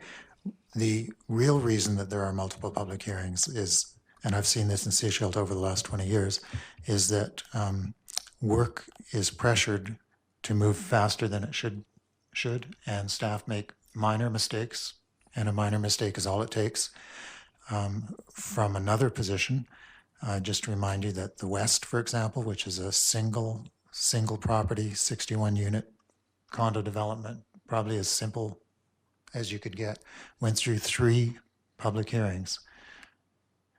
And not because the developer or council wanted it, but because they'd made mistakes and the community challenged it. And we don't want to be going through that process. And it would only take a misreading of an appendice or a change of one of the articles for them to say that was substantive and get a lawyer to agree. Probably Jonathan Barker, because he likes to do that kind of work, but that's what we want to try and avoid. So as much as it seems we're being slow and pedantic and petty on this, the end result is to avoid a challenge of any sort from any parties on it. And I can show you multiple cases in Sechelt and around the province, but the West sticks in my mind because I watched it very closely, of a process that went through 3 public hearings because it wasn't done carefully at any point. Oh, Councillor Shank's mic has been on, and then Councillor Inkster. Yeah, just a couple of comments, Your Worship. I'm actually surprised that the traffic impact study is just now going out to referral to the SIB for one. And I do concur with the comments of Councillor Sears in respect of when referrals go out, we should be notified of those referrals. Because I had the privilege of attending an advisory planning committee meeting this week, I guess it was, or last week. Anyway, there was 6 or 7 items on the agenda I've never heard of. So I think if we can add that to the process, where at least we are informed of what referrals have gone out, it'll make us at least aware of those things when we're questioned about them in the community. So I think that's a good point. Thank you. Okay, we saw the CAO follow up on that, and Councillor Inkster. Yeah. You ready? You have to press the button first. Yes, yeah, that's true. You old technologists raising your hand and yelling. The reference you made to the West, I mean, that was an interesting process, and I guess you were a civilian at that time. And but I was at the table. I think Councillor Shanks was as well. And a lot of the discussion was, for Councillor Mueller's edification, was over roof line and height, just so you know. So height does come up quite a bit. And in terms of length of process, internally, externally, the Sangara subdivision and the Clayton subdivision comprehensive both took a number of years to complete that process. And, you know, this particular development will have a lengthy build-out process because that's how it's going to work, just by the size of the development and the buildings within it. So sometimes it takes time, but we want to get it right for the development, developers, and the people that end up living there. And I see Councillor Wright, and then we'll get back to the recommendations, and I'll explain why the ones that came today are actually just precise and more concise versions of the ones that were in the report. Mr. Wright. Thank you, Your Worship. I just want to be very clear that if at first reading we send it out with the 8 stories in there, and then we go to public hearing, and the public tells us, no, we don't want 8 stories, we want 6, and it comes back for second reading and we amend that, will that trigger a second public hearing? Don't know. Mr. Vance. Your Worship, I can speculate with an opinion right now, but I would say that, yes, it would have to go back to a public hearing. Okay, now, we did have a report, and on page 32, there are 4 recommendations. We've dealt with the first one, which is that it be received. We've discussed those changes that we asked for information. Item 3 is a recommendation that suggests rescinding the bylaw, and we have a very clean version of that circulated by the CAO. And item 4 was that we bring it back and give a first reading to zoning amendment bylaw. But given that we hadn't reworked all of the changes to the appendices, we thought it might be better simply to direct staff to prepare and bring back to council that report and recommendation for first reading rather than pass a motion today to give it first reading when we still have outstanding items, including emails that came in the last 12 hours suggesting changes to that. So what I'm looking for is somebody to move the two recommendations circulated by the CAO, which are in fact concise versions of 3 and 4 on the agenda package, and I'll read it out. That resolution number 149-04, 2016, a motion giving first reading to zoning amendment bylaw number 25271 be rescinded. That staff prepare and bring back to council a report and recommendation for zoning amendment bylaw 25271, including conditions for adoption. Councillor Lutz, would you move them both? And Councillor Wright? Any further discussion on these two items? Councillor Seegers. Thank you. With the second part of this recommendation, does that also then include the traffic impact study, the other, what is it, the geological or something study that we asked for? Geotech. And geotech, okay, and the conditions for public hearing?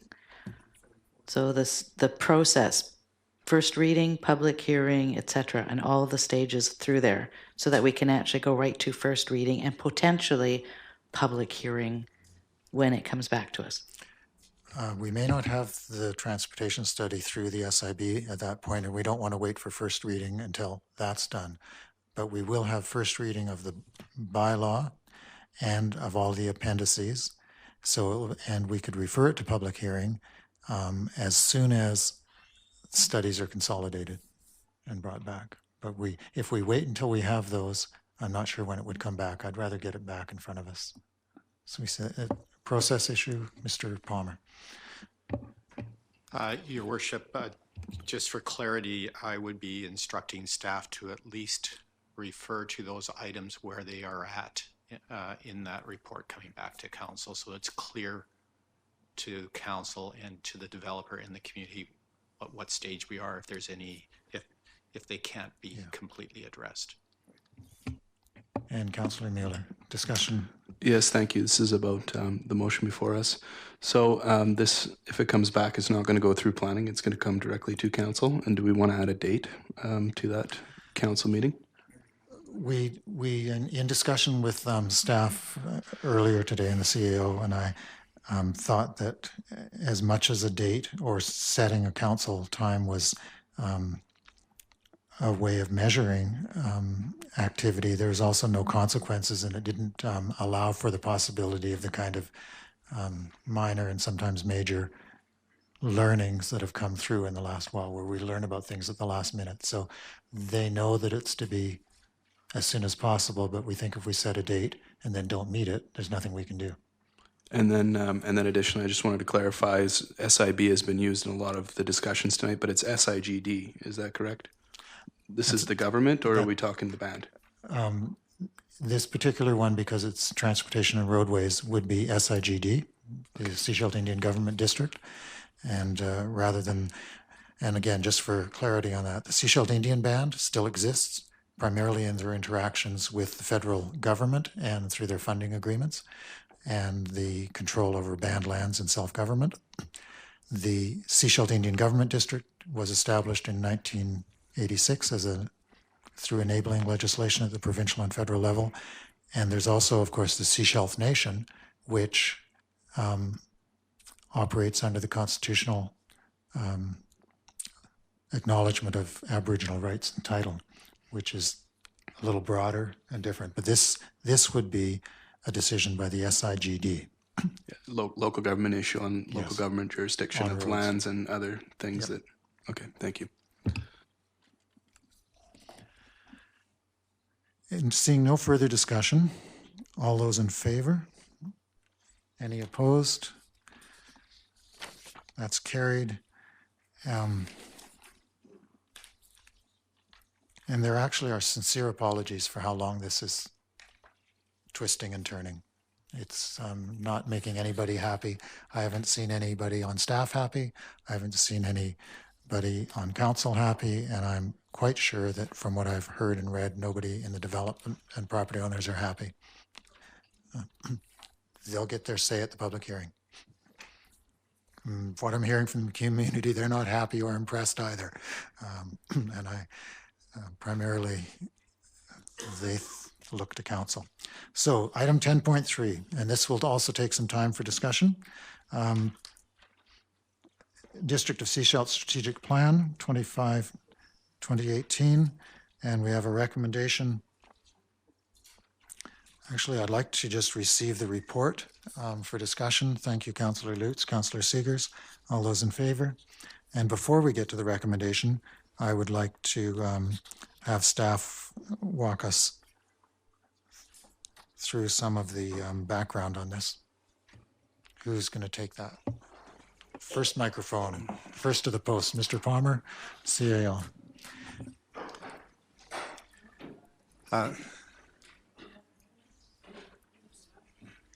Thank you, Your Worship. This is a report from the senior management team, a collaborative report, and it's arising out of discussions that have been predominantly in camera with council, and council's directed staff to bring this into the open meeting, saying that this really needs to be part of the open discussion, and staff is supportive of that.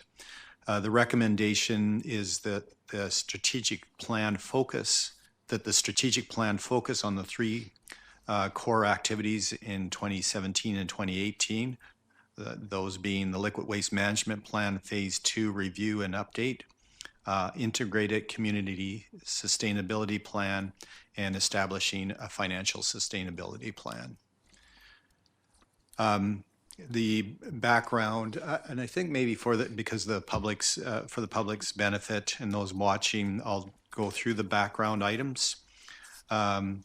So in 2015, there was council developed a 2015 to 2018 strategic plan that included a vision statement, corporate values, and 6 main goals, and an action item list for 2015. That plan is in the agenda package. It's also available, I believe, online. In preparation for this strategic plan review, a workshop was held with staff and council on an array of sewer and sewer-related issues at the Water Resource Center. Just to put a bit of context, this was administratively driven before the complete senior management team was here. But what I was hearing from council and from staff is the large array of sewer issues, and I thought that was very significant to have an understanding, both council and possibly more importantly for staff, to understand where some of the concerns on a large array of sewer and sewer-related issues. So that was held on May 18th, 2016. And then also in preparation for the strategic plan review, there was a governance workshop conducted by Jerry Berry with council and staff. On June 27th and 28th, we held a 2-day strategic planning session with council and senior staff members. It was decided to do that in-house, so we did not use a facilitator. And I think what we found as we went through that, it was largely beneficial to the senior management team for an understanding of where council was on the strategic plan. Council ultimately affirmed the strategic plan, and then we went through a process of trying to determine how can we make this a reality.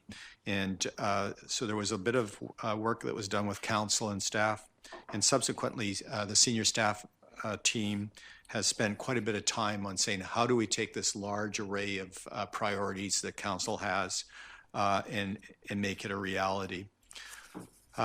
So before, what we did through a number of exercises, because it is overwhelming, and we said it's in the timelines of that 4-year timeline, of which we're 2 years through, that there's so many things, and many of them possibly beyond the earlier understanding of what it would take to get these things done. So it was fairly overwhelming for the senior management team, but we worked hard to find, well, how can we have focus?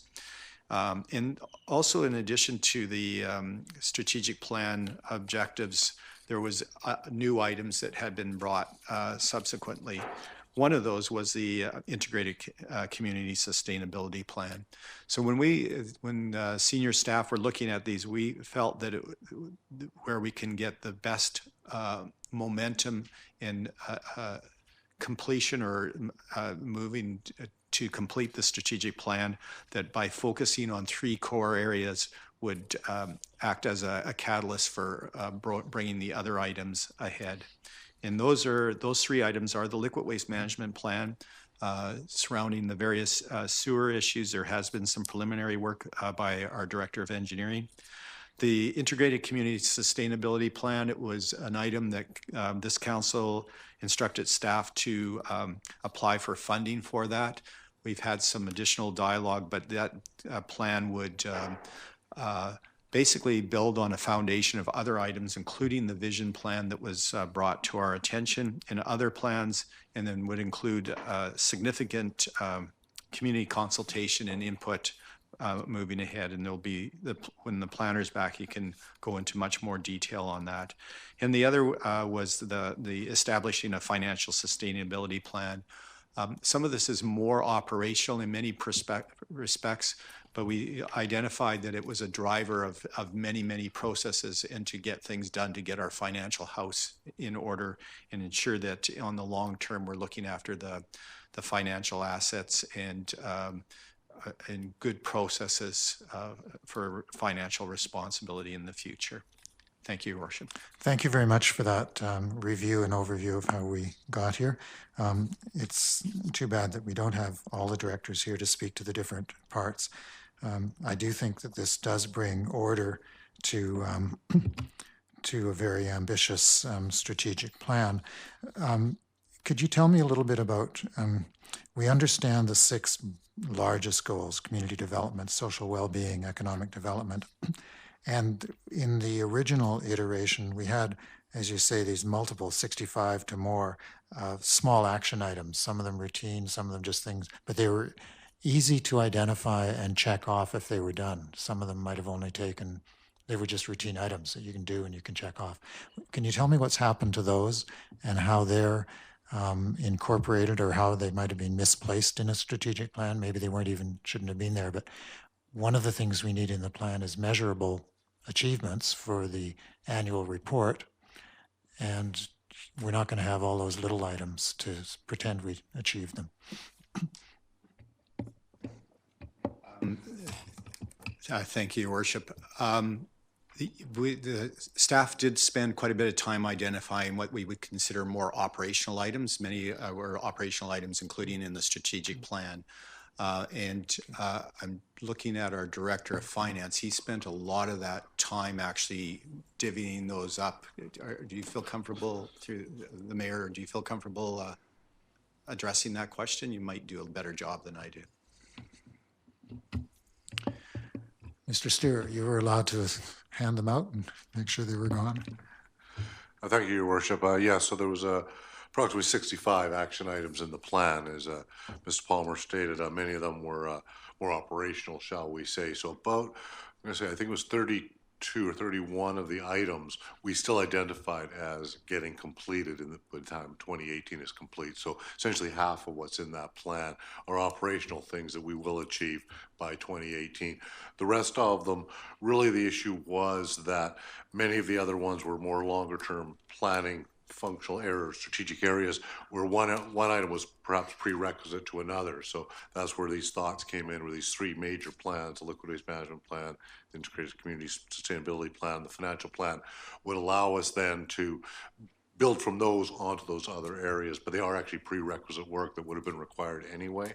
So essentially half of the plan is being accomplished, and the rest, this is the starting point, as a launching point for the rest of it. Okay, so this will incorporate them. And if we can turn off some of the microphones. Councillor Mueller was actually next, and now he's on. Good. Was there any more on that, or was that okay? Yes, thank you. I just wanted to speak in favor of the recommendations. It's tough being at council sometimes when you bring an item of such critical importance gets on the agenda and it's almost completely missed by the public, or half the room clears out before we discuss it, or it completely missed by the press. This is the main event. This is exactly what we've been working towards over the last couple of years. It is a full-scale revision of our large-scale plans and brings us back on track. I've written about the inadequate long-term planning at the District of Sechelt. This puts us back on path to have that type of a plan. And I look at this and I spent a lot of time trying to be smarter than our SMT. I wasn't able to do it. As you can see in here, this is an extremely smart model: specific, measurable, achievable, relevant, and time-bound. It's an acronym that we use to discuss issues like this. And it's all of those things. You really couldn't, if you tried, come up with a better way to spend district resources at trying to get some of the things that we need to get back on track with. And I think this will do it in spades, and I'm very happy to see it here. So I would hope that the rest of council can really get behind this, and that the community really understands exactly where we're headed. If you take even one of the three legs of this, you will see that it's going to have widespread impacts. The financial sustainability plan, community sustainability plan, liquid waste management plan. This is what we do. This is all of it, and it's all here. So this is by far the largest item that we've dealt with yet on council, and it's great to see it here. Thank you. I guess we'll take that as moving the recommendations. And Councillor Wright wants to second it. Councillor Inkster wants to speak to it, though. I wondered if Councillor Mueller wanted to do the ding ding bell when he said the main event is here. In terms of the second and third bullet points here, I'm looking forward to Mr. Isaacoff coming back, because I have a number of questions about that plan coming forward. I'm glad that we applied successfully for funding in order to implement something that I believe a lot of work was done a number of years ago, and hundreds of people were involved in the documents in front of most of council tonight. So I don't want to reinvent that particular wheel. There it is, yes. I want to make sure that that's enhanced and or updated and or added to, rather than reinventing, because staff does have other really important work to do, which is we've been talking about, and the mayor's referred to, which is projects coming at them at full speed. So I'll have those questions when Andre speaks to it, making sure that we are doing new work with that and enhancing existing good work. The financial sustainability plan is another one that we need to talk about, and we need to present to the public. We need to make sure people in the community talk about, as we make sure the health of our community is guaranteed going forward. But we also need to consider and or look at the existing policies, and it has been more recently referred to by some staff. We just need to dust off some of the policies that we haven't been utilizing in order to have that plan more successful. So this is, once again, should be an enhancement of policies that have been mentioned that we weren't necessarily consistently following over a number of years, that we just need to go back to following. So I'm looking forward to it. I'm looking forward to as these are implemented, but a lot of the pieces are already and have been already in place. It's not as if we're starting afresh. Thank you. Thank you for those comments. And Mr. Shanks, Councillor Shanks. Yeah, I'd concur with Councillor Inks, some of Councillor Inkster's comments, and I don't want us to lose sight of those three things. And to that end, on page 68, under 4.12, it makes reference to those three goals as noted in section 4.6, which I believe should be 4.4.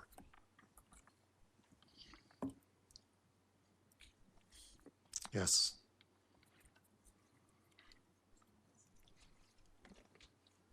That's just a minor change, but we got it. Thank you. We shift from calling them goals to core activities to whatever, but we want to make sure we get the right ones and we measure them. Councillor Seegers. Thank you. While I agree with the three core activities, one of the things that this council has been looking to get to move forward is the new zoning bylaw. I know that requires a lot of work, but I'm thinking back to the DCC bylaw that was passed. And what staff told us at that time was, it doesn't have to be perfect. Let's get something in place so we have a foundation and we can move it forward from there and do some revisions down the road. So I'm wondering if it'd be possible to do the same thing with our zoning bylaw. That zoning bylaw has been worked over and worked over and worked over, has gone out for legal review, is back. I think it's probably in some kind of state that we could take it out now. Yes, there will be potentially some changes, but then as we go forward, once we do the integrated community sustainability plan, we could then incorporate what comes out of that into a revision of at least a bylaw that is more up to date and allows for developments and projects to come forward in the community that don't always require a comprehensive development zone, because they will have been written into the zoning bylaw that we're working with. So I'd like a comment back through you from staff. Thank you. I see Mr. Palmer in the absence of a director of planning. Thank you, Your Worship. I'll review just our give a bit of a history with the senior management team. We spent a lot of time, including arm wrestling on different items.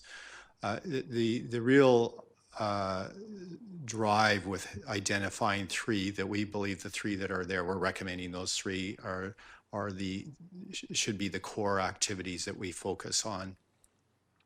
And one of the interesting ones was the dialogue. We had substantial dialogue on zoning, so we agree on the importance of the zoning and getting that done.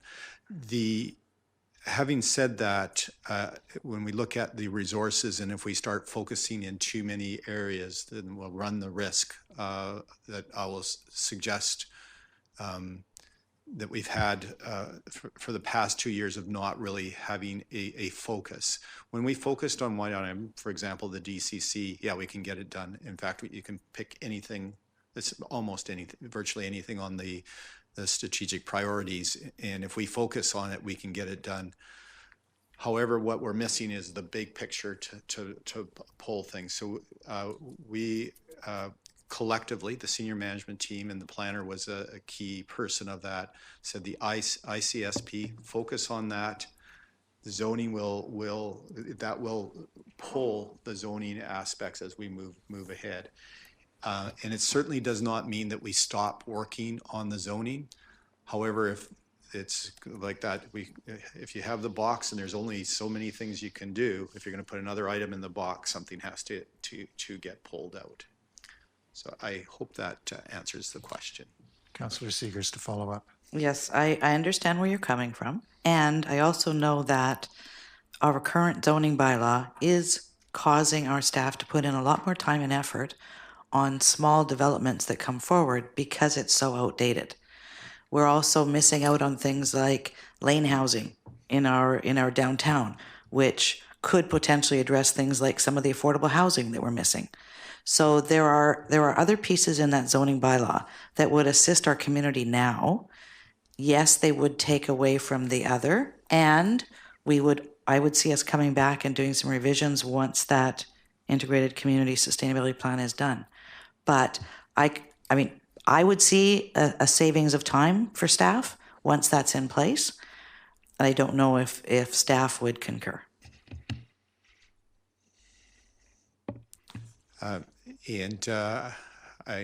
I believe that I'm speaking on behalf of the entire senior management team, in particular Andre Isakoff as the planner on this. Collectively, if council chose the zoning over ICSP, we certainly would not be offended at all. We would recommend that we withdraw the application for ICSP. Again, it's how do we get, these are big projects, and how do we get them done? And so to have those two very, very big planning things with inadequate resources to address planning, specifically in the planning department, what we'll have is two items that aren't done well, And so our recommendation is to get the ICSP. We think that is a very good foundation and foundational for building on other items, including zoning, which will continue. And if I could speak to the vision plan of June 2007, which has many components of the ICSP. There's many components of it.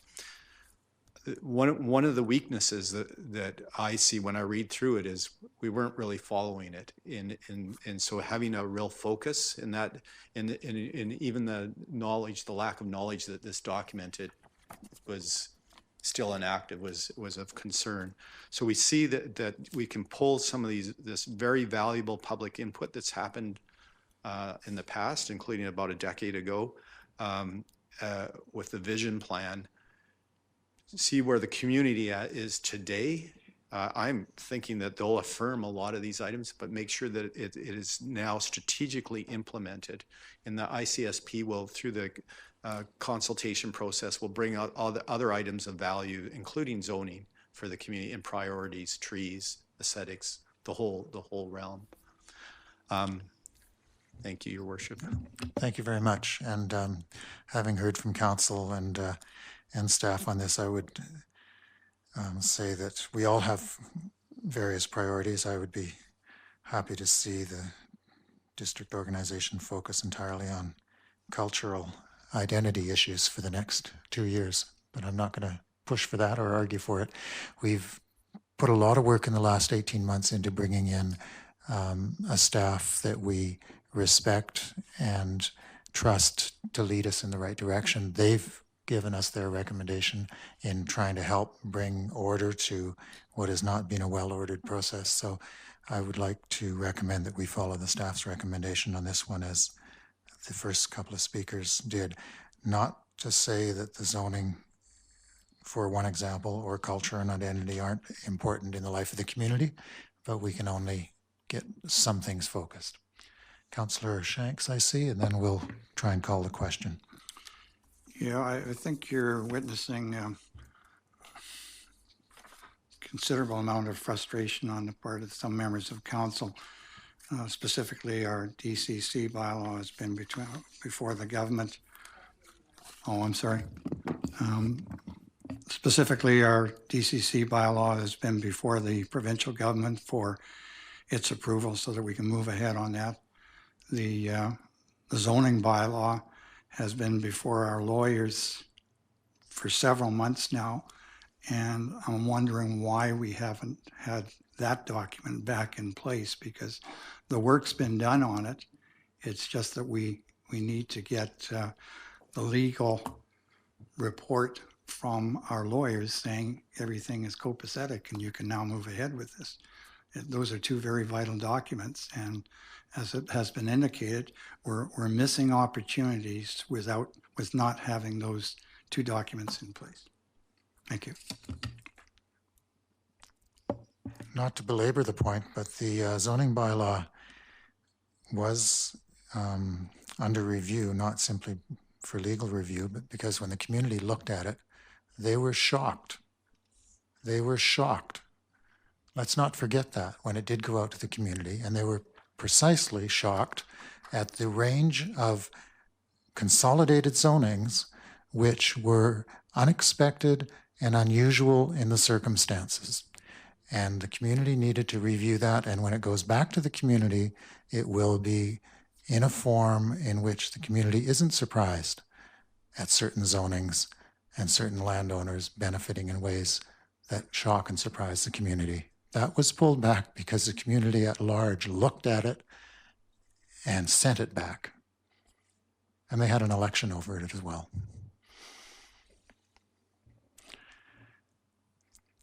I think we need to move on it. I'd like to see it fixed and in front of us, but let's figure out why it's slowed down. Yep, oh, I hear that. Councillor Shanks is saying yes, but for a year and a half. Maybe we can consider it a routine item, and then staff can do it on the side of these bigger ones. We'll ask Councillor Stewart, or I keep calling Doug Stewart a councillor. That's twice in less than 2 weeks. Okay.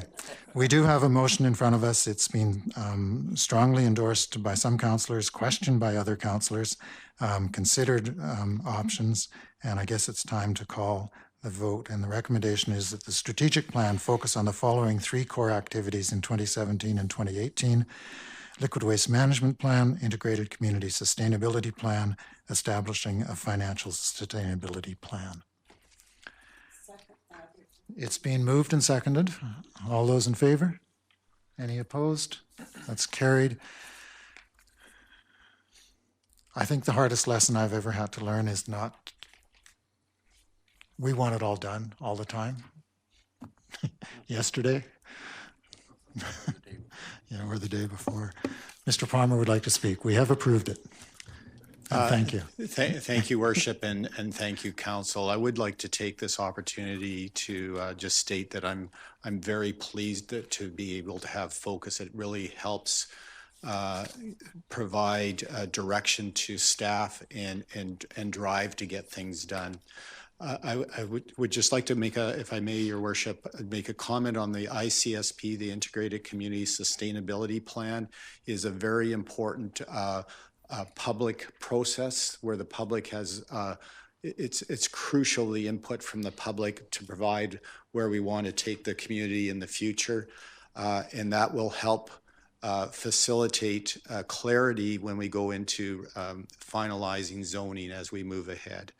The liquid waste management plan, there's been a lot of controversy over the past few years on various sewer issues, and there's a lot of outstanding items. To get that clarity will really help provide focus for staff again. And equally important, I believe, to the ICSP is that the liquid waste management plan process is a public process, so the public has lots of opportunity to provide input. And then the whole financial piece, I'm very pleased to get us on a good financial foundation. And to me, this is what democracy is all about, is having this opportunity for public driving through the direction from council so that we have success for the community, making our community a better place. Thank you very much, Mayor and Council. Thank you.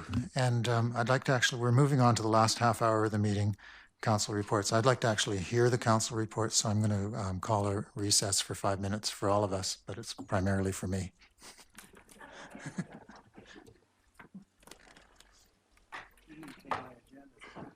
I don't think so. Are you? Let me double check.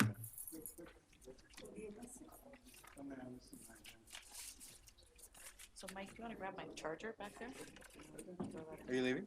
No, but I'll take it and throw it in my, Before you forget. yeah. Not your iPad, though, is it? No, No. I don't know whose that is. That's mine. Oh, okay. Oh, okay. Are you charging? That's what I was doing. Oh, okay. Oh, I didn't think you had it in here. Sorry. Yeah, I brought it in to charge Where it. is it at now? I brought it in Oh, to sorry. charge it. No. I mean, how much charge has it got now? That was a good charge. Okay. Yeah, That was this a good one, charge. this one works better than the small one. Like I've got one small one for my phone. Yeah. This one works better for I the better iPad. use that because I got a little small. You mean the small piece in the wall? Yeah. Yeah, it doesn't work This very one- well. It's lousy. This one works better. This is the one that came with the iPad. Okay, I better use that then. Yeah.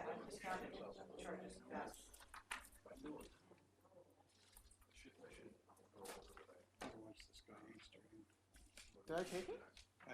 Oh, probably. Alice. Yeah, I guess. Taking people's stuff.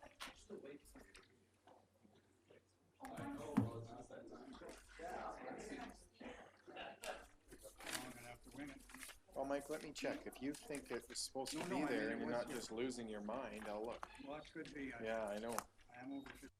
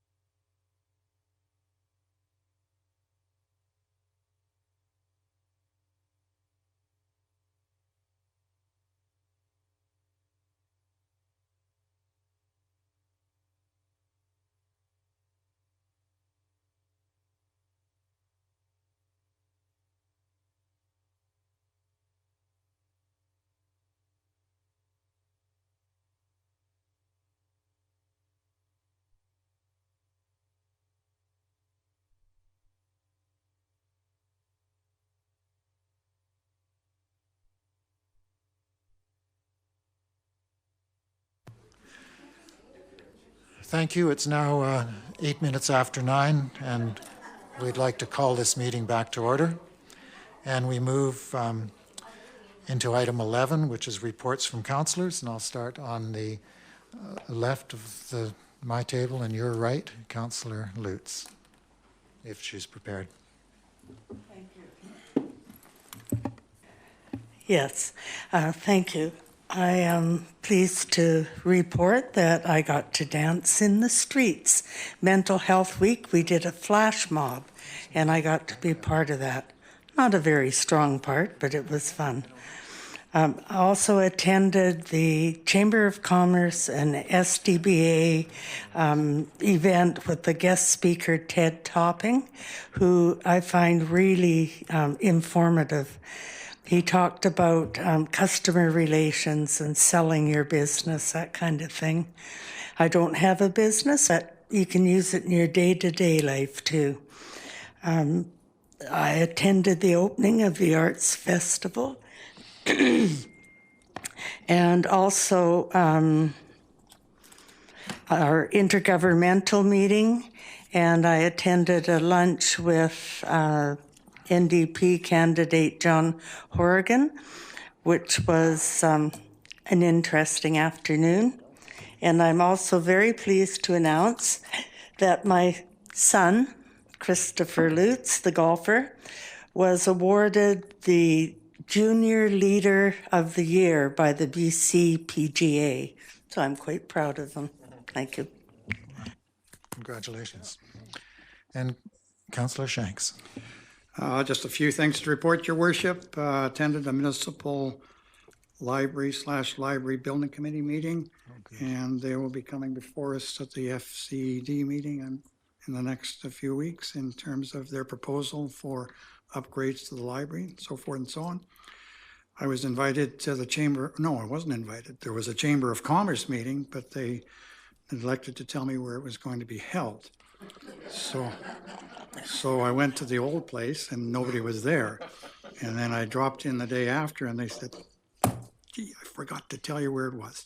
Anyway, we got that straightened out. But they're excited about something that has come before our council, and that's with respect to the bylaw that will address vacant properties in our commercial downtown core. So they've got word of that already, and it's public knowledge anyway. I've been requested to find out the status of a couple of things, one of which is the report on trail and anchor roads in terms of addressing the three-way stop situation there. It was a letter sent in several weeks ago, and council hasn't had a response to that I believe. Next, I've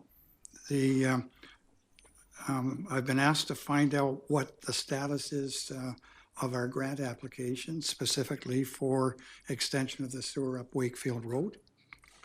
And if members of staff can pass comment on that, that would be great. And I took the opportunity of attending the Advisory Planning Committee meeting where there were some referrals before them. But what came out of it was the discontent of the members of that commission in terms of trying to address the various developments that have been taking place recently in the downtown core, and they are urging council to come up with a form and character position in terms of the downtown commercial core in the terms of any new construction and renovations. So that's going to come before us very shortly. That's all. Good, and thank you for that. And I think your two questions are both directed to the Director of Engineering and Public Works, who isn't with us tonight. So we'll have to have those come back. Okay, that's fine. Sure. To council. And your last one, I think I remember us discussing form and character in a letter that Mr. Mears wrote. So I thought we referred that as well to committee for discussion of that. So hopefully that'll follow through. Councillor Inkster. Thank you. I guess I should congratulate Councillor Lutz on having a son that won such a good award. I did see the picture and very dapper looking there in that picture. So It's a good presentation. The wanted to mention a few things that I was at, that other council members, just some comments on the intergovernmental I was at. It seemed like we sort of we put a lot of stuff on the agenda, so we couldn't really talk about anything, so we just sort of did a drive-by. So perhaps the mayor's suggestion that we have a little bit longer session and actually cut into some of the stuff of mutual interest will be followed. Perhaps it'll take the District of Sechelt to lead that when we do our own in maybe a year. But then we're almost at the end of our term, so I don't know why bother. But anyway, it'd be neat to have some more regular cooperation between the governments on the coast and collaboration. The festival, I wasn't unable to be at the opening, but I was able to be at the introductions for the children's events, which I enjoy because my children like those events, and they're good fun opportunities, and they always start with not a lot of people there, but we wait them out, and I guess it's a Sunshine Coast thing. They fill up usually 15 minutes after it's supposed to start, and then we introduce it, and they were well attended at the Arts Center. I introduced the two children's performers, the Purple Pirate and Matt Diamond, and Charlotte Diamond actually performed with Matt. So, pardon? Finish. Okay.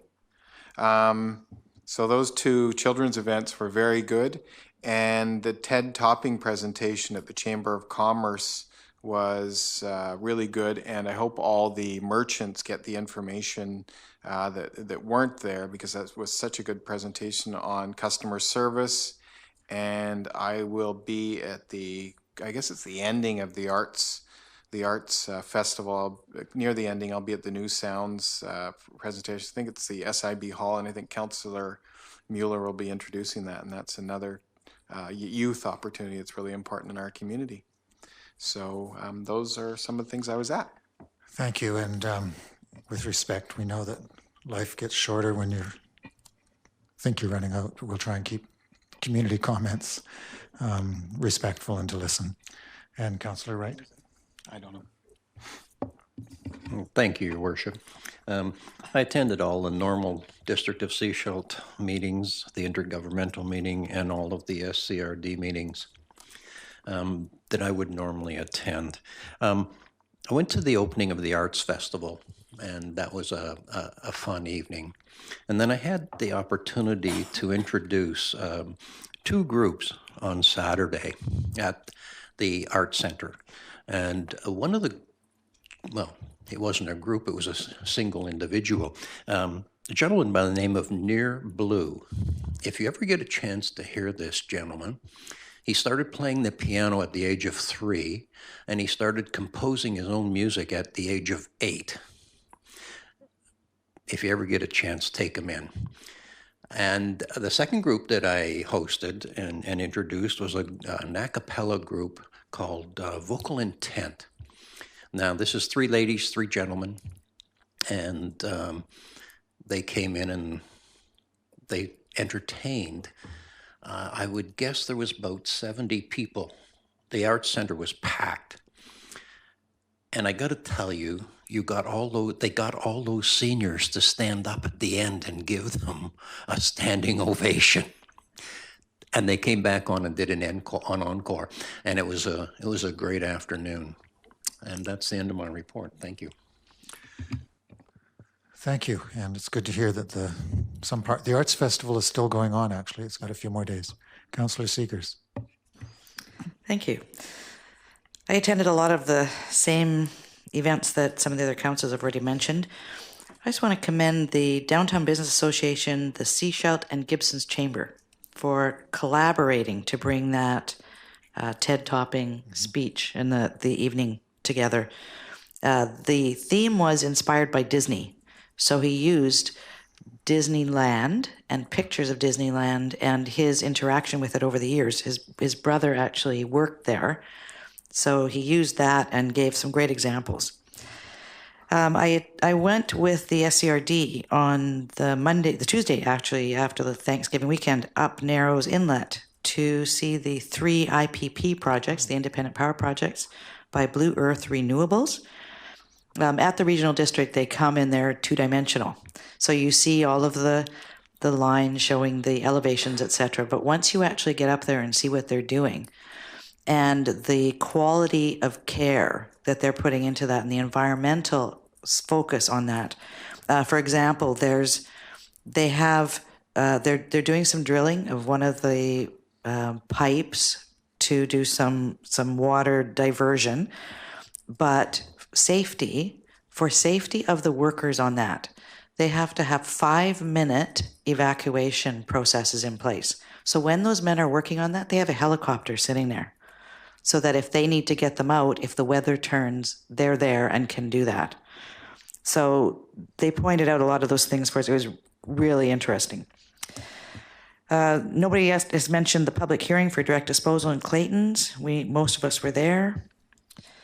What else? Opening reception, Municipal Hall Library Board meeting. As Councillor Shanks mentioned, they'll be here at the Finance Committee meeting on November 9th, I believe. So then on Saturday, I attend the actual library board meeting, and the place we were supposed to use ended up being inaccessible. So we ended up meeting in the librarian's office in the back room. I think there were 10 of us or something around this little table. I want to thank our Doug Stewart, our Director of Finance, for going down after our meeting and taking a tour so he was better familiar with the property that we're going to be working on. So thank you for that. And then the final thing is, this past Monday, I went into Vancouver and attended a free half-day session put on by InnoWeave Impact Accelerator. It is an initiative of the J.W. McConnell Family Foundation. And what they're doing is they're taking organizations that are doing social innovation and providing them with training, including grants for coaching, to actually have the social innovation groups be able to provide tangible, measurable results at the end. Because one of the areas that those groups tend to fall down on is actually, how do we measure what we've accomplished? So this group, they have, some of them are webinars, but they inside of their training, they actually provide grants for groups to send people to their training. So with a minimal financial component from the group, they can actually take on quite substantial training. So it was a great project, and I'll be forwarding information on to council and to some of the community, the organizations in the community. Thank you. Thank you for that report, and it'd be nice to get up the inlet. That would have been a plus. Councillor Mueller. Thank you, Your Worship, and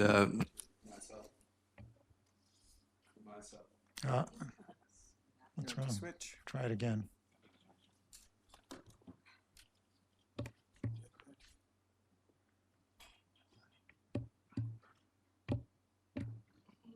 Leave it on. No. Oh, sorry. No, that's my fault. Try it again. okay. I just learned something. I'm sorry. All right, so I think most of our 2 weeks began with Thanksgiving, so happy Thanksgiving, everyone. I think other people have mentioned the intergovernmental meeting. I want to touch on it just a little bit. It is great to sit down with all of our colleagues, but in the past 2 that we've had, there's just been way too much on the agenda. We haven't been able to get into any of the details, and it hasn't really resulted in what I would like to see, which is, enhanced cooperation at all levels through our organization. So we'll be working on that. There were the FCED public hearings. I attended an SDVA meeting on the Oktoberfest planning. We wrapped it up, and that is one of the only Seashell Downtown business events that actually makes money. It made around $3,000 this year. So that's good. We had some really good feedback from the businesses. There was that one letter in the paper saying that we could do better next year. So we're going to be working on that. It will be coming back next year in hopefully a better form. but all around a success. Something that came out of UBCM that I haven't really had a chance yet to share with my colleagues, but it was something that I talked about much during the election. And what it is it's there's an opportunity through the British Columbia Conservation Officer Service for an enhanced service agreement, something that I've been curious about. And so I'll be looking into that. I'm not sure exactly how or when to bring it to council, but I wanted for council to be informed. The kind of enhanced services that they offer is human wildlife conflict prevention and response and targeted compliance and enforcement initiatives. In Vision Seashelt and in all of our different documents, it's very clear in there that we want to be protecting parts of the rural environment that we've come to enjoy, especially the types of species. And this has a potential to provide that. And I'm going to look into it further, but I just wanted to share that with council. So I think now is a pertinent time. Thanks. Thank you for that report. And I don't usually do much of a report, but I was looking at the questionnaires we were having for the review of council performance, and one of them was, does the mayor actually report on his organizational activities? So I thought I should start and just talk about some of those things, and I hope you can be patient, because I'll try and get through this in a few minutes, but it's important to let people know that yes, these are basically 35 and 40-hour work weeks. October 4th, which was the day after our last council meeting, I started the morning with an interview with the Auditor General for Local Government, in which they were looking for and reviewing suggestions for audits for the future and some advice on performance in the past. That was followed by attendance at the flash mob dance organized by Arrowhead, part of Mental Health Week, which Councillor Lutz mentioned as something to attend. But it's also an important time to show some support for people who are working in that field and for people who are actually in the mental health world and needing support from the rest of us. Friday was time spent. I have a monthly session with the senior management team where we talk in very high level and abstract concerns about thinking through what administrative practice is. This month we had a good discussion on the narrative of accountability, and accountability is something we talk about a lot. What it means, who tells the story, who's held accountable, how we're accountable, who gives the account, were all things that were important, and it leads in part to me being more accountable by telling you what I do during the week, because I learned that. We all learned in that discussion that when we're giving an account of what went on, it's often important to provide a broad educational perspective so that people know why we're doing and why we've come to the conclusions we did, because we often just report the end results. And then councillors ask why something happened. And same with me, I just briefly go through what I do, and I'm going to try and be better at explaining the broader context of what we do. Tuesday, it's been mentioned, there was an intergovernmental meeting. Wednesday, my day started with a meeting with community groups and visitors from Nottingham, England, who are on a research tour to learn about our work in community development. And that was an opportunity for the visitors from Nottingham and about 10 different community groups on the Sunshine Coast to get together.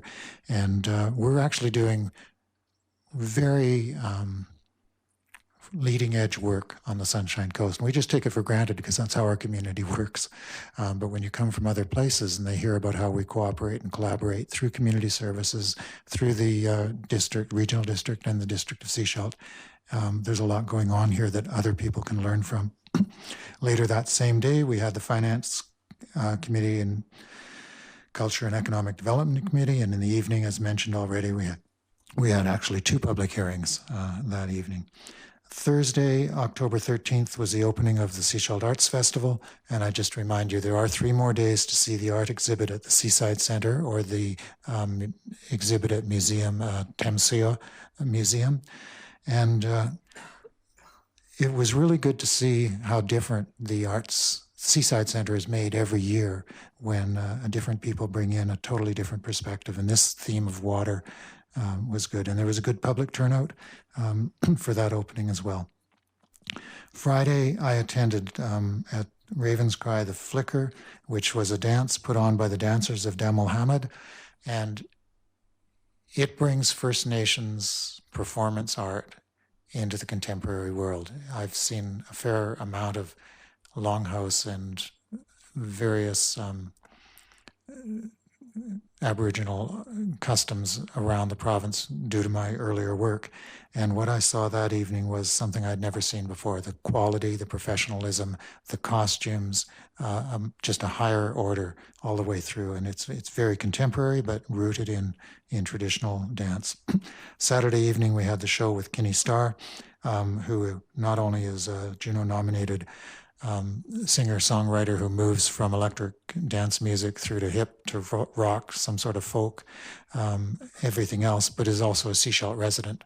So she's one of our own now, and that's good to know. Sunday, as was mentioned by one other councillor, I attended a luncheon in Roberts Creek that was hosted by the NDP for the Leader of the Opposition. That was an interesting one because, of course, I was 50% there because of my official duties and the fact that we should know what is going on politically and with the province, but at least 50% just out of political interest as an old academic who wants to know what's going on. And though I was there in a sense to keep track, it was, you can be sure the district of Sechelt wasn't contributing to the NDP, and it was all on our own dime. But it was one of those ones where we do want to attend, and hopefully, if I understand different cabinet ministers from the other party will be coming through, we'll get a chance to meet them as well. Monday started the morning with Elder College. Councillor Inkster, as you heard a report last week, had been there a while ago. I had to come in and correct all the things. No. It was a good opportunity to meet them, a total range of issues from water, regional government, development processes, ECDEV, seniors planning. In Monday evening, I traveled into Vancouver for a 2-day event put on by the Global Multiculturalism Development Foundation. And on Tuesday, they put on an International Global Multicultural Foundation Forum, which was a meeting of academics and others on multiculturalism. And on Tuesday, they started an art exhibit and a trade show on multiculturalism around the world. And on the evening, there was a festival, a multicultural festival, where we heard performers from various European, Asian, and African countries coming together to show the diversity in the world and how we have to first start connecting. That was basically economic development on another platform.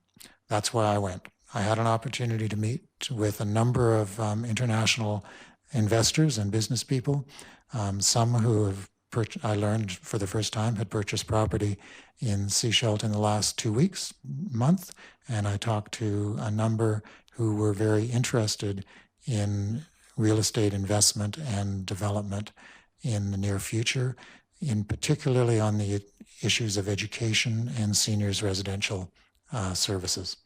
And that, I told them, fits in exactly with what our values are and the 3 prongs of our economic development.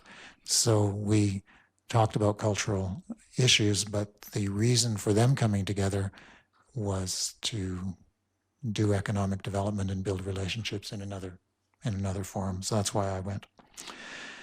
And then I came home today on the ferry and came to our meetings. Now we're almost over.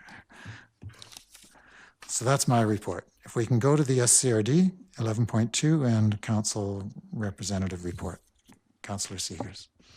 Thank you. There was little in the meeting that I was at, or meetings I was in last week, to do with the District of Sechelt, but I just wanted to mention a couple of points just for interest here. West Coast Wilderness Lodge has come forward. They're looking to extend their footprint in the area up there. They've bought the old fish processing plant, and they're looking at expanding to have a spa and more units and whatever. In Egmont, yes. West Coast Wilderness Lodge. The other one is the Young Life group up in Princess Louisa are looking at building a big theater sort of facility for the groups that they have coming up there. And then one final thing, and this will be information coming forward later. the BC Liquor Control and Licensing Branch has notified the SCRD of 2 policy directives that have changed. And they're around food primary and liquor primary applicants not having to have interior licensed area for patrons. So it was requested that the regional district staff look at what the implications of it are, because that's pretty much all it said. So once I have that information, I'll bring it back, because it will have implications here in the district as well. So that's my report. Thank you. Thank you for that report. And then moving on in our items for information, we have first 12.1, the Seashell Visitor Center statistics. And I note we still don't have year over year. So could staff make a note just to the visitor information services that sometimes it's easier to see or understand or get a sense of the trends if we have September 2015 as well as September 16 to review. So we can actually see the trend lines on this. Motion to receive, Councillor Inkster and Lutz, all those in favor. Any other discussion of that? And then a motion to receive the Sunshine Coast RCMP, Councillor Seegers and Wright, all those in favor. Any discussion of the RCMP detachment? It seems like it's been a while since we've had a member of the services here for discussion, so it might be something we looked at or at a committee meeting coming up. And motion to receive council correspondence, Councillor Seegers, Councillor Inkster, thank you. All those in favor. And any items on the correspondence that we should pull out or have action items. Some of them will be acted on by staff. I know the Selma Park Road email, Business Excellence Awards from the Chamber. Your Worship, I'd just like to raise one of the late items we got today, but it was time sensitive. It's not in the package, but it was from our MP, Pamela Goldsmith-Jones, on affordable housing. And so I mentioned that before the meeting, and you mentioned that perhaps we should raise it since it's timely. Yes, now I saw it come in, but I haven't had a chance to read it, and it's about funding. So yeah, it was about funding. There are 2 streams of funding on it, and it closes within, I believe, a month or a month and a half. Federal funding for specific affordable housing initiatives that have just been announced, and there was a very small window, so I'm not sure exactly what that was, but there's. So can we have a motion to refer that to staff? Yeah, and then comment. Yeah. Thank you. I noticed the small window, so I actually referred it on to staff right away. I also referred it to Matt Thompson and Town of Gibson's and the SCRD and the Affordable Housing Group and the Homelessness Advisory Committee. And Matt Thompson actually replied to me and said that they are in the process of putting together an application, not for the first intake, because there wasn't anything in there that they could use, but for the second intake.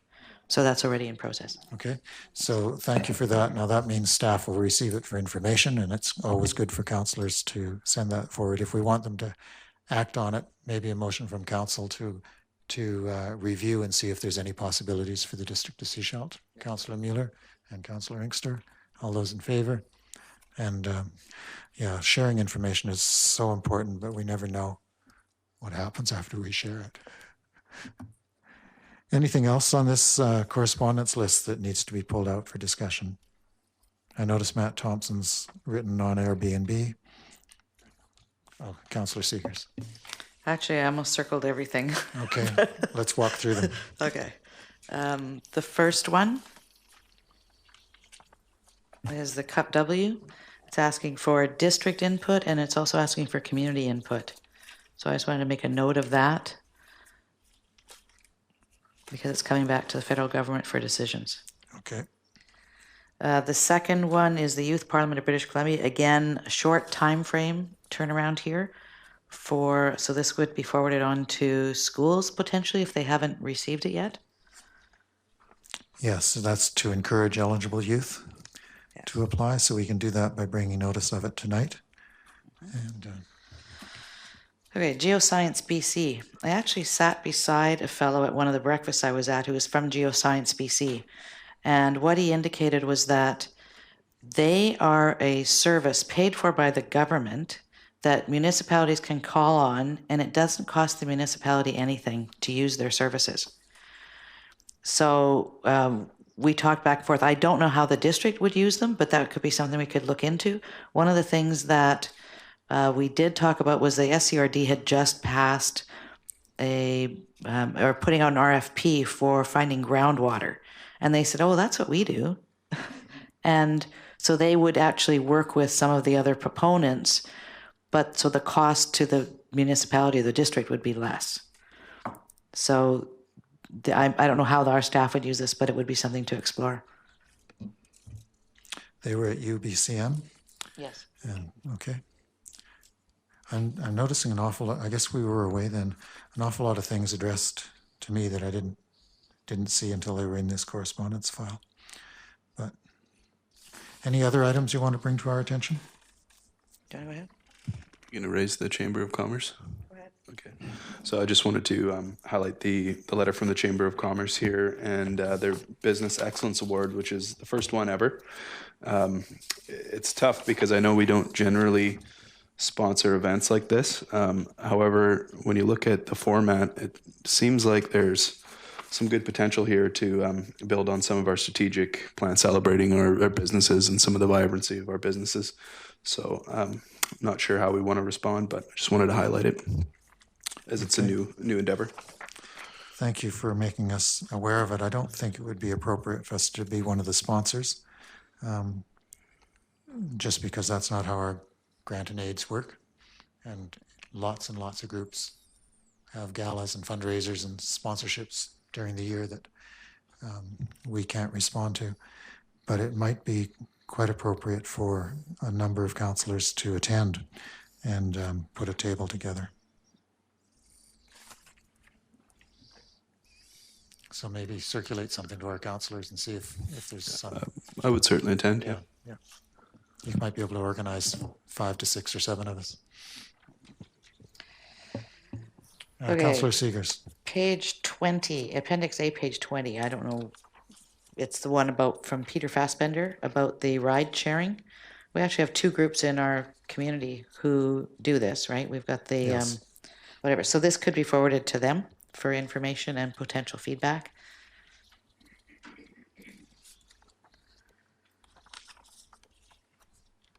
Community Resource Center, page 25. I'm just trying to see if they would have got that anyways.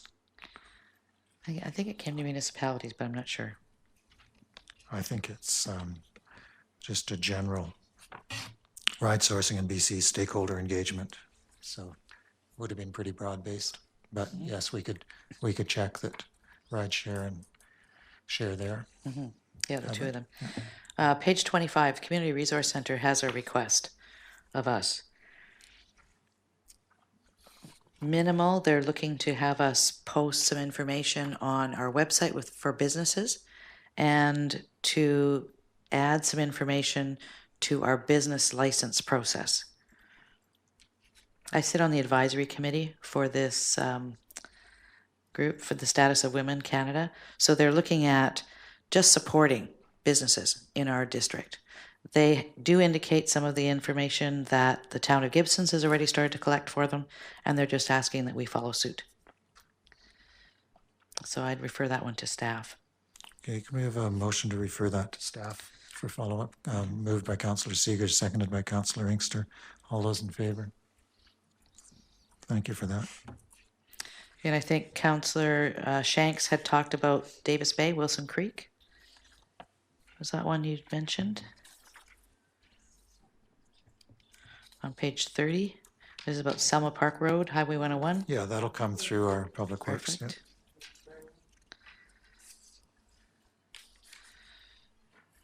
Yeah. And we'll want to consider that in our roads and capital budget. Right, page 42. This has been mentioned. Matt Thompson, the Sunshine Coast Affordable Housing Society, with regards to the housing crisis on the Sunshine Coast and short-term vacation rentals. This came out of the housing committee meeting and was also brought up at UBCM, which we talked about last week. It is a concern at the regional district as well, so I'll be bringing it up there to see if we can do something coast-wide to see how it needs to be dealt with across the coast. Good. And it has been raised at this council Yes, as well. yes. Okay, page 43 and 44. This would just be information back to the correspondent. At the bottom of the page, it talks about the fact that the proposed site will not have access to transit. This is talking about the trellis proposal.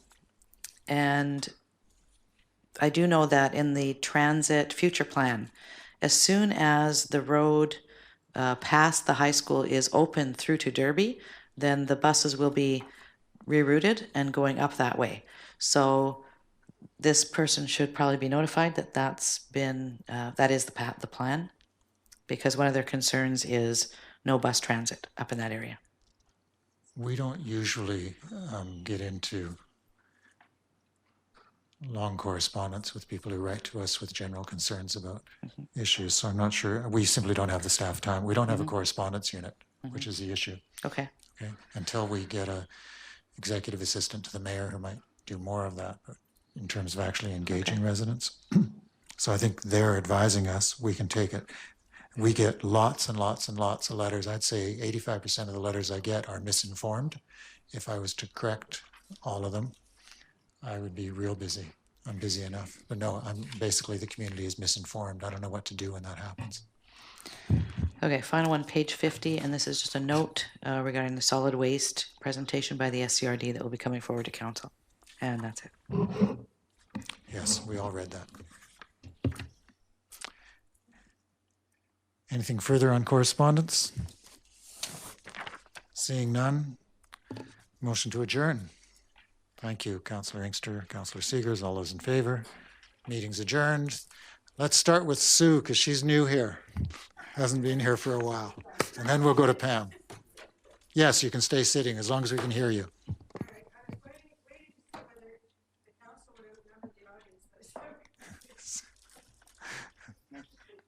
That's why we bring staff, so we're never outnumbered. I'll try to be real quick. I have 4 questions. Tax exemption list. Yes. Does not include, and shouldn't include Mountain View Court for the Coast Housing Society because it was negotiated under CMHC and they paid the taxes. So I just wanted that noted.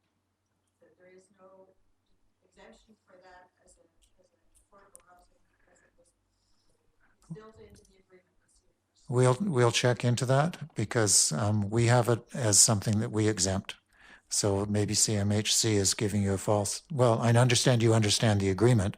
I also know the practices here, so we'll take a look at that. But thank you, because we don't want, if they're paying, we want to collect. Yeah, well, that's good. Also on that same bylaw, I noticed that the ownership of Shorncliffe is identified as the Sunshine Coast Community Health Council. And I'm wondering if anybody knows what that is. I think it was a precursor to what is now. Yeah. But I just couldn't know that. That's kind of interesting. You know, who owns Shorncliffe that you exempt. Yes, it would be useful to see who's got the title on that. Third, you mentioned at the end of the last council meeting that you were thinking about committee of the whole on some thematic issue and that you intended to invite Mary McDougall. In subsequent conversation, you pointed out to me that we had talked about seniors before, that body it might be time to move on to something else. Also, you said, however, I want to remind you this is not a town hall. Yeah. So I said, could we have a town hall instead? And you said you consider it. So I just put for council that this is something I'm going to come and formally ask if we could have a town hall. Okay, and since speaking to you, I haven't actually been back with council. And I don't know where staff is in terms of organizing the committee of the whole for the first week of November, because I haven't checked on that. I did get an email, from a short note, a letter from the CEO of Trellis, Mary McDougall, and I haven't responded to that either, because I didn't know where staff was. I want to say that there's some options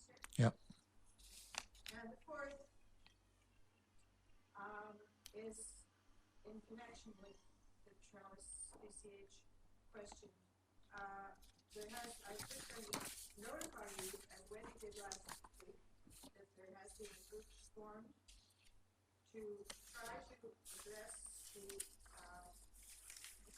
fallout Yeah. from last year. And if it's possible to kind of restore some of the relationships, the confidence and trust that ought to be there between the community and UCH. And we'd like to do it in a positive way and invite the community to consider why and how it values the kind of thing that's being proposed for residential care. We're calling ourselves Friends of Residential Care Sunshine Coast. It's a very good program. And we are proposing a series of events to invite the community back into considering it. You know, why do people care so much? Could we do it better? Good. So I just mentioned that we're going to request some kind of town hall meeting from each of the town business district of Seashell, SCRD, Seashell Indian government, if they want to do that. Okay. Yeah, some form. I would suggest that dialogue sessions, which Gibson's has some experience with, might be better than a traditional town hall, because the last thing we want to do is stoke the flames of difference, and we want to move towards consideration of what we have in common and what the values are that we're trying to protect, which I think your group is. Yeah. Thank you very much for that, and we look forward to that intervention in the community issue. Pam. Okay, I was wondering, SSC? Yes. In all the things that I've read, they always seem to, there are covenants on that property around the waterways, along the road, and I never ever see any mention of that. All they talk about is, when I look at it, they've got this, everything's crammed against Shannon Creek.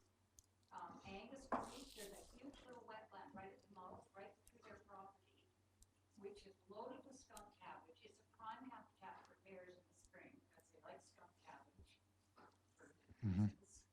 And I just don't see any mention of the strip. I mean, it's not a big strip, but it's still a strip along the road. But they never, and around the waterways, and it's never mentioned. Just like they always try to insinuate the hooking up to the Seashell sewer until finally they got told to get it out of there. They just don't mention it. We'll ask staff to actually look and see if there can't be a brief note in the next report. Yes. Yeah. And secondly, because of the fellow with dark skies lights, Yes. you might consider trying it with the RTC property because that place is going to be lit up like Disneyland, and all along the beach, which fortunately hasn't changed in 60 years. I swam that long, and it's going to be rip-wrapped and concreted and street-lit, and all the houses all along there. I had friends, and just recently, well, maybe 10 years ago, they sold out and moved on, but those people are going to be inundated with light. It's such a vicious, ugly, mean kind of light, too, because the buildings are wrapped in light. One of the pictures he showed on Ward Place in the back, I know the girl that lives in that house. When they did that, she had no idea she was going to be, her whole yard is zapped with light all night long. And it's horrible. She had to buy all new different curtains. And she has a little gardening room. It's just awful. So I'm thinking maybe that would be a good place to start. And maybe tell them a light over the door is fine, but it doesn't have to be wrapped in light. And they don't need bollards and street lights all along the little stretch of whatever they're going to call snicket part, because it will be schnitted with riprap and whatever, hold up the riprap, concrete walkway, when all they really need is the boardwalk 30 feet up from the water. So it would be nice to maybe look at that and say, yeah, you can do what you want, but you have to cut down on your lights. Take a flashlight if you want to walk. That's what you want. And yep, we're all still alive.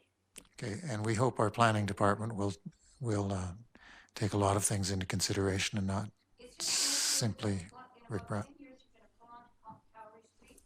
You're going to look up Cowrie, and in behind Rockwood is going to be one big giant globe. Because God forbid you shouldn't have, and you have to have lights to survive. Thanks. Yeah. Some of you must have lived somewhere where there wasn't street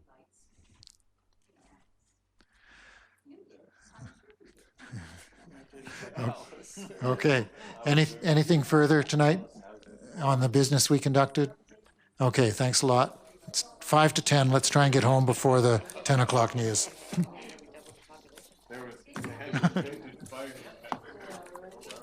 That's Alice 80.